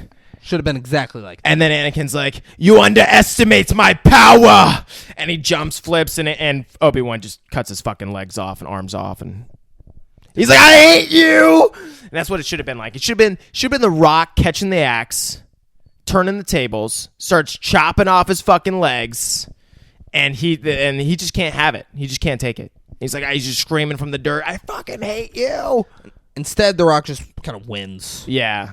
And then he's holding him by the throat, and dude's face is all bloody. And he looks at the Rock, he goes, "You're nothing." And he spits in his face. And the Rock's like, "Oh, yeah?" The Rock grabs the tree root, lets go, and just breaks both of his legs with it. Which is And cool. he falls down, and the Rock says, "You're right, Jay. This does change our relationship. You're under arrest." Yeah. And you're like, "Ah, Oh my God, no. This does change our relationship. This is my town. ah!" You're under arrest." Which, to me, for some reason, isn't climactic enough. Not at all. Right? Not at all. Movie just sort of ends. Yeah. Because we then immediately go, they're boarding up the casino. Johnny Knoxville's taking souvenirs because he's going to miss the place. Yeah. He jokes about the Rock and him did jokes about Johnny Knoxville being a crooked cop, all that shit. The old mill's back up and running. We hear the lunch whistle. Johnny Knoxville goes, "That's lunch." And then the Rock says, "Hey, how about we go pick up my old man, grab something to eat?" So just quickly, they're like, the mill's back up and running. My dad's working at the mill again. Let's go pick him up, have lunch with him. We all get along. We're going to do that. And Johnny Knoxville, "That sounds great." Thanks, buddy. And then the movie ends, and it says dedicated to Buford Pusser. Because, the guy that, That racist asshole sheriff in Tennessee that this movie is based off of. And they had The Rock play him. Yeah. So, guys, that's Walking Tall. That was NEVS Barbecue earlier. Oh, man, It was amazing. Guys, stick around, because we're going to be right back, and we're gonna talk about what's next for the 5-6 Kings. Don't go anywhere. That's right. And we're back. We are back. Hey, Derek Jeter. Fuck you. Yep. So, Braden, The Rock walked pretty tall in this movie. God damn. His chest was so fucking high. Sternum. But Up. You know who walked even taller? David, I knew you were going to ask me that. It's Eddie Murphy, the Nutty Professor. Guys, no one in the history of film walks taller than the Nutty Professor. He's the nuttiest. Don't believe me? Go watch that fucking movie. No one's walking taller. No one can walk taller. Yeah. Eddie Murphy, Nutty Professor, tallest in the game. Oh, yeah. You know what other movie that walked pretty tall in? David, this woman keeps her chest so fucking raised. So fucking raised. It's Kill Bill. It's Kill Bill, guys. Oh! Braden picked it. It's Braden's pick this week. And guess what, guys? He was like, I'm doing a movie where there's a sequel. Is that okay if we do it and then my next pick is the sequel? I was like, I'll do you one better, dude. You can go back-to-back weeks if you want. You can go Kill Bill. He's like, you kidding me? You're going to let me do that? I was like, fuck yeah, I'm going to let you do that. So guys, we're doing Kill Bill Volume 1. Then we're going to do Kill Bill Volume 2 the following week. Guys, do you want to watch Kill Bill Volume 1 before we do a podcast on Kill Bill Volume 1? You should watch Kill Bill Volume 1 before we do a podcast on Kill Bill Volume 1. Here's where you can watch Kill Bill Volume 1 before we do a podcast on Kill Bill Volume 1. I'm not sure. Google gave me very mixed results. I'm certain you can rent it for $2.99 on Amazon Prime. Beyond that, it might be on Apple TV. It might be on Vudu. It might be at Redbox. God willing, it's at Redbox because they never disappoint. So I don't know. Go find it yourself. All right, go fuck yourself. What am I, your mom? Go find the movie yourself. All right, I don't find it for you. You know what I'm doing, David? I'm doing the infamous Kill Bill look. They fucking you're. I know you said you haven't seen it, but when you watch it, you're gonna be like, oh, that's it. So the Kill Bill look. I don't really like Jap shit. This isn't Jap shit, is it? No. What about chink shit? It's a little chinky.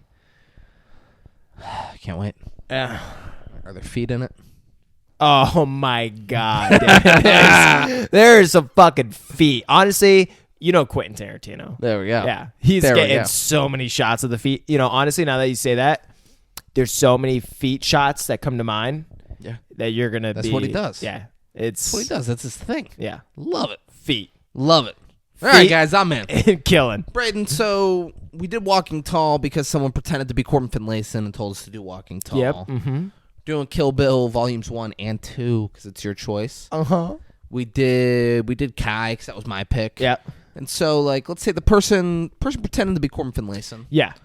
How did they go about, other than lying and telling us they were, one of our best friends and an original 5-6 King wanting us to do a specific move, which of course we're going to do. Yeah. How would they go about telling us to do that? Well, even though they were a cheat and a lie. Yeah. And a low-life piece of shit scumbag. Exactly. Yeah. Even though they were all those things. Braden had always said that prior to this. He's like, man, fucking... That dude's just such a low-life piece of shit scumbag. I fucking hate him. Yeah. And then I brought him here to be on the podcast. Like, you fucking kidding me right now, dude? It's like, fuck you, David. Yeah. Fuck you. Braden didn't talk to me. Outside of the podcast, Braden didn't talk to me for a full month. I was a bit upset. Yeah. Glad I got you back, though. Yeah. I said a full month, which is great, because I don't think it's been a month since we did that podcast. I think it's been but it's 3 weeks. Great. But they could just go to our website. We have a website? Yeah, we have a website. If you guys didn't know, it's 56kings.com. Hold on. So you mean FIVESIXKINGS.com? Yes. And what, like, just at the top, is there a tab that says submit ideas? They'd go and they'd click that. They'd put their name. They'd put the movie that they want us to cover. They'd put which host they want covering the movie, and then they'd hit submit. That's exactly right. I mean, guys, it's that easy. What are you doing? Why would you not? Go to 56kings.com, your one-stop shop for all things 56 Kings. And Braden, so they know where to go. That's a given. They know what to do. But when, Braden? When do new... So, like, when they tell us to do a movie and we do it, when's it dropping? When do new episodes of 56 Kings drop? Every motherfucking Monday. Hold on. So, like, every motherfucking Monday? David, every motherfucking Monday. What if it isn't? It's every motherfucking Monday. But what if it isn't? You're supposed to say, well, it's not. Well, then it's not. There we go, guys. Every motherfucking Monday, unless it isn't.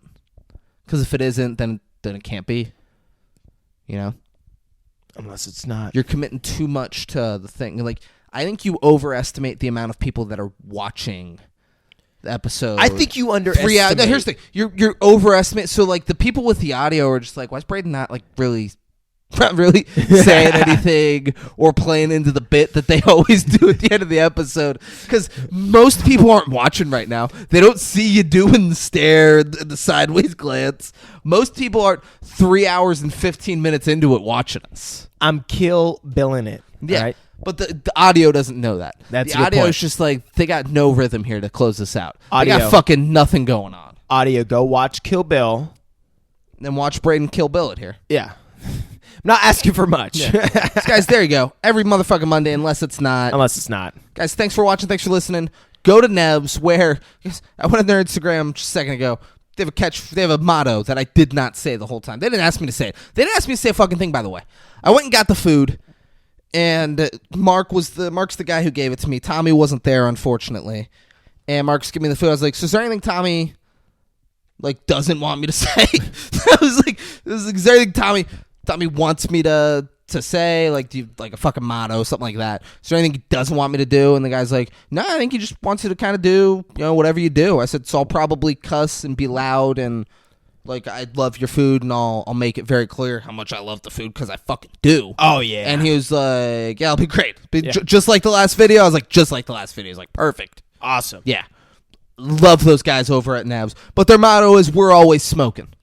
And you know what? I might have said they're always fucking smoking over there. Oh, you did. Not knowing that that's their motto. I might have been like, and they're always fucking smoking over there. Because it just happens. They fucking are. They're always fucking smoking. Yeah. Guys, go to NEVS. They're always fucking smoking. Tell them the 5-6 King sent you. And ask, you know what? Ask for the 5-6 King original, which is sliced brisket, mac and cheese, cornbread, and a brownie. Say that. They're not going to know what the fuck you're talking about. But be like, can I get the 5-6 King meal? Just say, can I get the 5-6 King meal? They'll be like, what does that mean? They'll be like, the sliced brisket, mac and cheese, cornbread, brownie. Come on. It's what they ate on the 5-6 Kings. Yeah. And they'll be like, oh, you want the 5-6 King meal? You got it. When you want 5-6 King coming up? And they'll make it happen. Oh, my God. They'll make it fucking happen, guys. That's a dream. Thanks for watching. Thanks for listening. I love you all very much. And we'll see you next week. Peace out. Beach County, that's where I'm from.